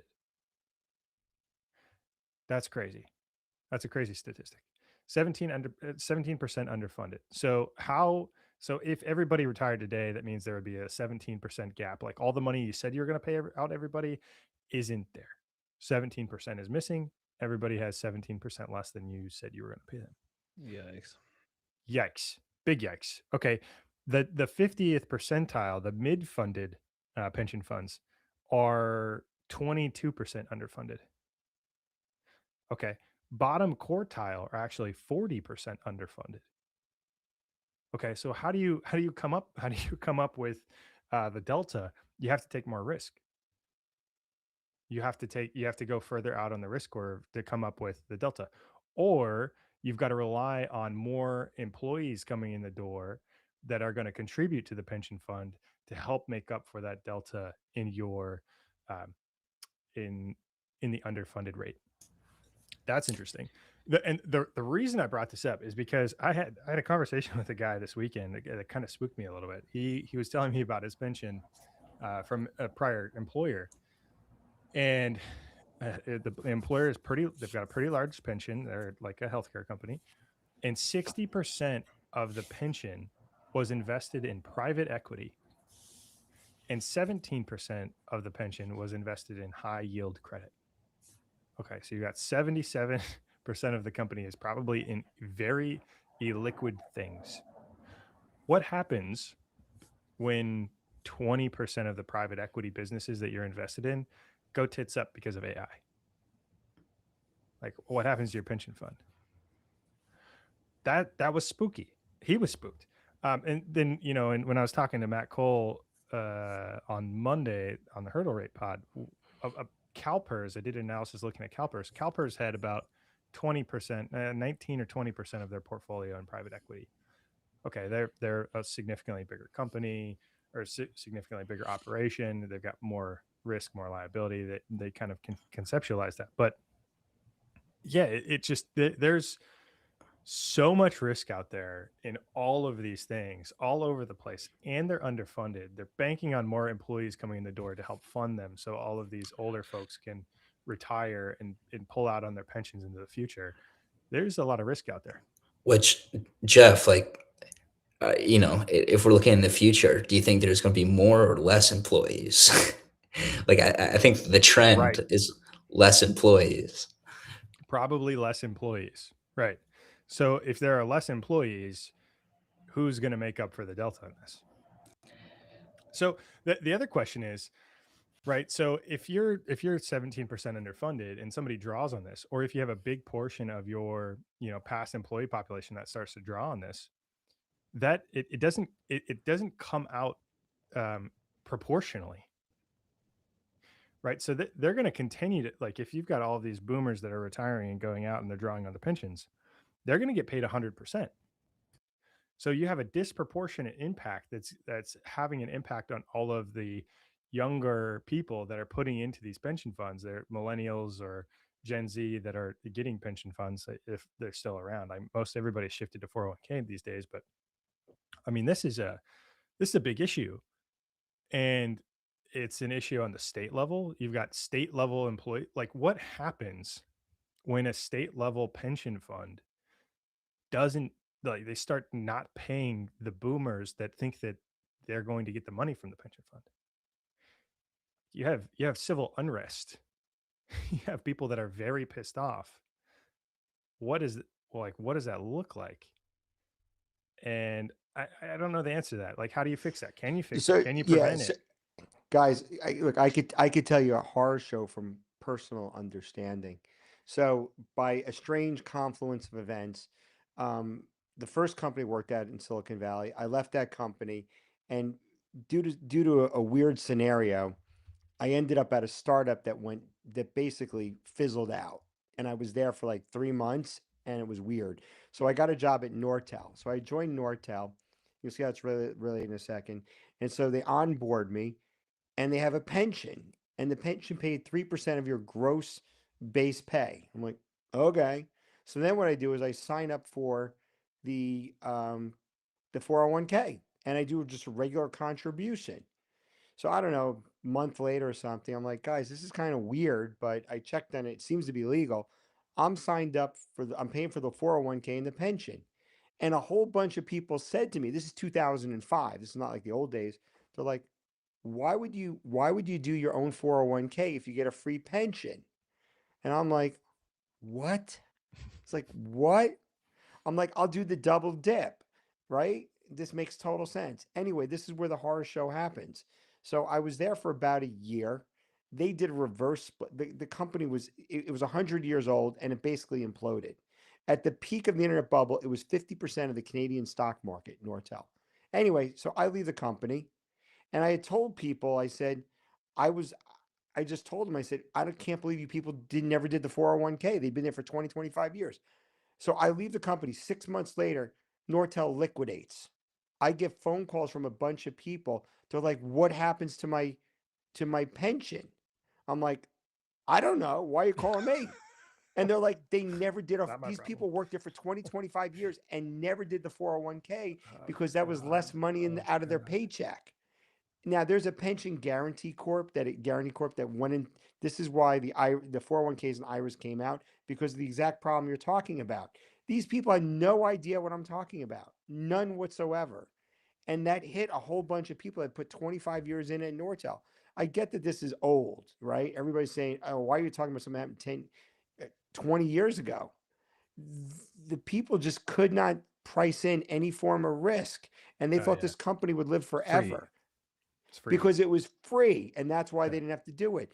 So after I left the company, a month later, I applied, and I was able to get this. I filled out the paperwork in triplicate and mailed it back in.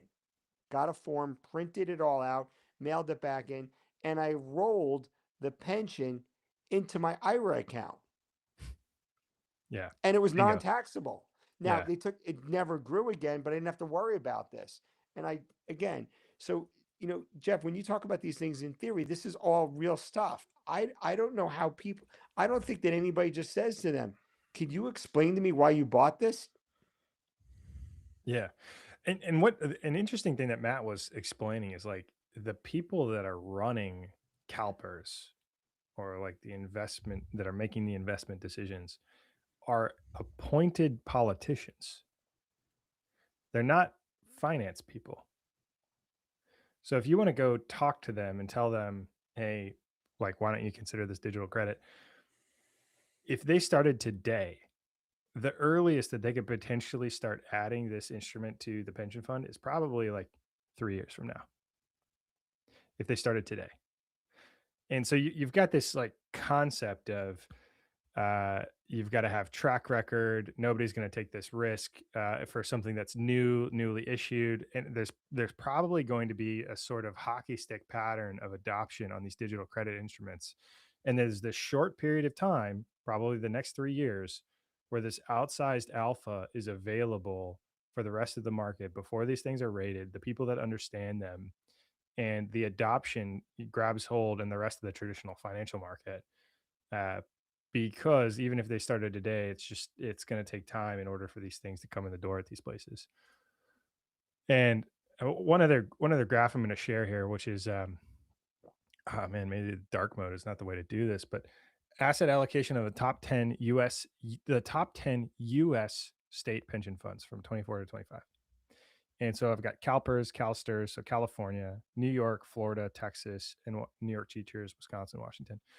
And what this shows is the breakdown of assets in each of these pension funds. And a couple of things stood out to me is just the large portion in public equity and the large portion in private equity, and watching and just seeing how that is it's over 50%. Like those two components are over 50%. And we've spent a lot of this show talking about potential equity risk. Right. And so if there is this potential equity risk in the market, like how do these things change? These are large pools of capital with large assets under management with large liabilities. And I think it's just good to be, I don't want to like scare everybody, but I think it's just good to be aware that, pensions do have risk associated with them, and not all pensions are the same. Like if you just say you have a pension fund, like a company that provides you a pension fund is different from a state that's providing you a pension fund. They're investing in different things. They have different liabilities. They're probably worth looking into in general. Yeah, they're not all risk free.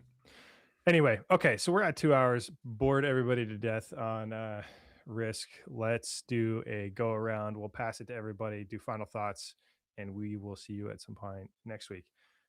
Thank you, Tim, for being around for the entire episode, The Hardest Working Man in Bitcoin. I'm going to go to you. Final thoughts after watching everything here. I'm just excited to have Michael on the Bitcoin Treasuries podcast tomorrow. I'm going to go to sleep. I'm going to sleep fast and get up, do some meetings tomorrow, and then hang out with Mike. So I'm super excited. Before we started, I think maybe it was just you and Mason, Jeff, but I said, I'm excited. If you're not excited, your exciter is broken. So I just think 2026 is going to be astronomically unbelievable. Just look at every single thing that could be possibly in our favor, from interest rate trajectory to digital credit instruments. And then you overlay that with sentiment, and it's just kind of hilarious. So those are my final thoughts. Yeah, most of all the financial people in large institutions, like they're not even on X. They don't even know this stuff is happening.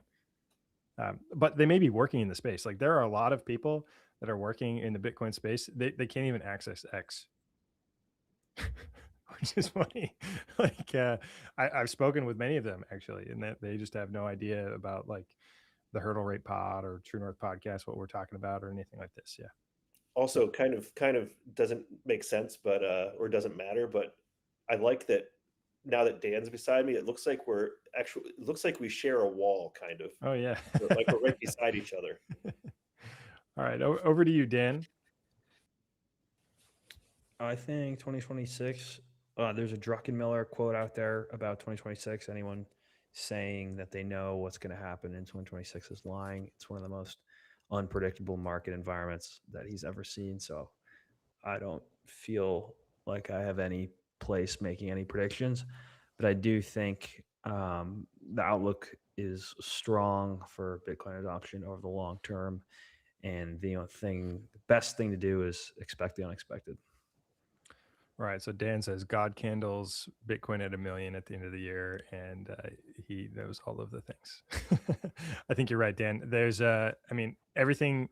People are working in the space. We have no idea where this is going to go. A lot of people are working hard, and things look bullish. Over to you, Mike. Yeah, look, Tim, can't wait to do this tomorrow. I'm really looking forward to it. We've never done a podcast together, so that'll be awesome to do it. Dan, congratulations. What you're doing with Buck, being involved with us and everything you're doing, putting together is awesome. I agree with you with what Druckenmiller said. I totally get it. It is incredibly hard to figure out what's going to happen this year. And I will just quote Finding Nemo. Keep on swimming. No matter what happens, just keep on swimming. And if you get into that current and you go faster, awesome. If you don't, that's the only thing you can do. Just keep on building, doing it, and new things will come up. Did I think I was going to end up writing books? No, I didn't think that. Anybody said to me, you write a book? I'm like, no, why would I do that? So just keep on swimming. Who knows what happens? So yeah, this is the most exciting story in all of finance. And keep talking to people. If you're not talking to people, you have, like that lady that's in New York, head of housing now, talking about owning property is racist. So like, yeah, keep talking about this stuff and try to talk to other people. It's really powerful, and keep on swimming. Just keep showing up. Like Soleil, who's shown up for 546 episodes in a row. Mm-hmm. 546 episodes in a row. No, it's a lot of fun. And they're always it's always an all-time high on number of episodes. Always. That's right. It's great. Tomorrow's a new all-time high. Final thoughts, Soleil. What do you got? All right. So from an option seller's perspective, there's this guy that I really like. His channel's called Real P&L, and he's one of the only guys that sells courses that's like legitimately shares his P&L. So he's not a scammer, and he's one of the guys that actually inspired me to cover my trades the way that I do. And but one of the cautionary tales that he has for someone who just holds stock or sells options is that, the stock can just go to zero, right? If they get disrupted, they can just go to zero, and then you're just left holding nothing, right? You're just holding thin air at that point. But if you are holding a Bitcoin treasury company, even if the 1x mNAV bears are correct, the bear case isn't zero. The bear case is 1x mNAV. And if they're trading at leverage, it's plus whatever their leverage amplification is. So it's never ripe for disruption like other stocks are. So I think it's kind of like the cure for anyone who is like, just worried that, okay, my computer chips are going to get disrupted, or whatever product and service you have is going to be disrupted. You can't disrupt the Bitcoin balance sheet. Bingo. Yep, completely agree. Yeah, it's you have ultimate flexibility, and you know that there's value. Like having the commodity asset on their balance sheet, yeah, you know that there's always value there. So like if you take out the tail risk of Bitcoin going to zero, which they're like, okay, is the internet going to break? Is there going to be a global EMP? Okay, well, I've got guns and whiskey for that, for that situation. And if that doesn't happen, then like I'm going to keep operating this in this lane. But you got it. You're nailing it. Cool. Over to you, Mason. Yeah, I have a quote as well. And I heard today from. Oh, your audio's awful again. Oh man. Okay, God try damn, it one it's more a good time. quote. Yeah. Here, I'm gonna. Do you think it's my connection or my mic? Oh man, I have no idea. I think it's your connection. Open up the door and maybe the Wi-Fi will flow through the door. Doorway. Oh man, it's a good quote. Whatever. It's your connection. We can't hear you. Drop it in the chat. Drop your quote in the chat and get mesh Wi-Fi. Okay. My final thoughts. Oh, actually, before that, if you like this, please like and subscribe. Apparently, we're supposed to say that now. This is the Investment Grade Bitcoin podcast. We've talked about stuff like this for the last 60 weeks in a row. We're out here analyzing this stuff. We are working behind the scenes. Many people are working in the industry now, and we've got a really unique perspective of what's actually happening here. So the YouTube channel is called BTC True North. Go check it out. All of our live videos are there. The X page is MSTR True North. Go check us out there. We all have X handles. Those will be available within the YouTube channel. You can look in the description. You can see all that stuff out there. So please like, subscribe, follow along. That helps us out. I appreciate the support. My final thoughts are, in my opinion, the 4-year cycle is broken. The 4-year cycle is now broken forever. I think the OG sellers that were focused on selling here and with the potential of buying back lower at 60K later down the road, I think that probability is incredibly low. And I think the architecture of the market has completely changed. And I think what we will see with Bitcoin price action moving forward will be significantly different than times past. And it could just be a grind higher in perpetuity with volatility along the way. I think the years of 80% drawdowns are gone. And now that these instruments are tapping all different capital markets at different periods of time, there is significantly different ways to buy Bitcoin at different periods of time. And you're seeing it now, right? Like companies like Strategy, MetaPlanet, our company, we have been buying Bitcoin, even though the price of the price of Bitcoin has been down. So like that can extend into the future because these products exist. And I think that's a fascinating development in the market, and that's only going to be bigger as the years move forward. Mason, we'll try one more time with a new connection. And he's on mute. Can you guys hear me? What do you got? I can hear you loud and clear. Better. You can? You can? Okay. Yes. I heard a quote today from. Okay. I heard a quote from Mel Madison today. He said, when the market gives you opportunities to buy, there's no narrative in the zeitgeist to reinforce buying. And that's why conviction matters. So I'll leave it there. Thank you, guys. I think this will be a good year. Right on. Bullish 2026. I've got the bull right behind me. We're going higher. Appreciate it. We'll see. We'll see. One last plug. We'll see everybody in Vegas. Come hang out in Vegas. Yeah, we'll post that in the chat. Come hang out in Vegas. We'll meet everybody in person and we'll have a great time. Yeah. Good night. Awesome. See ya. Bye, guys. Good night.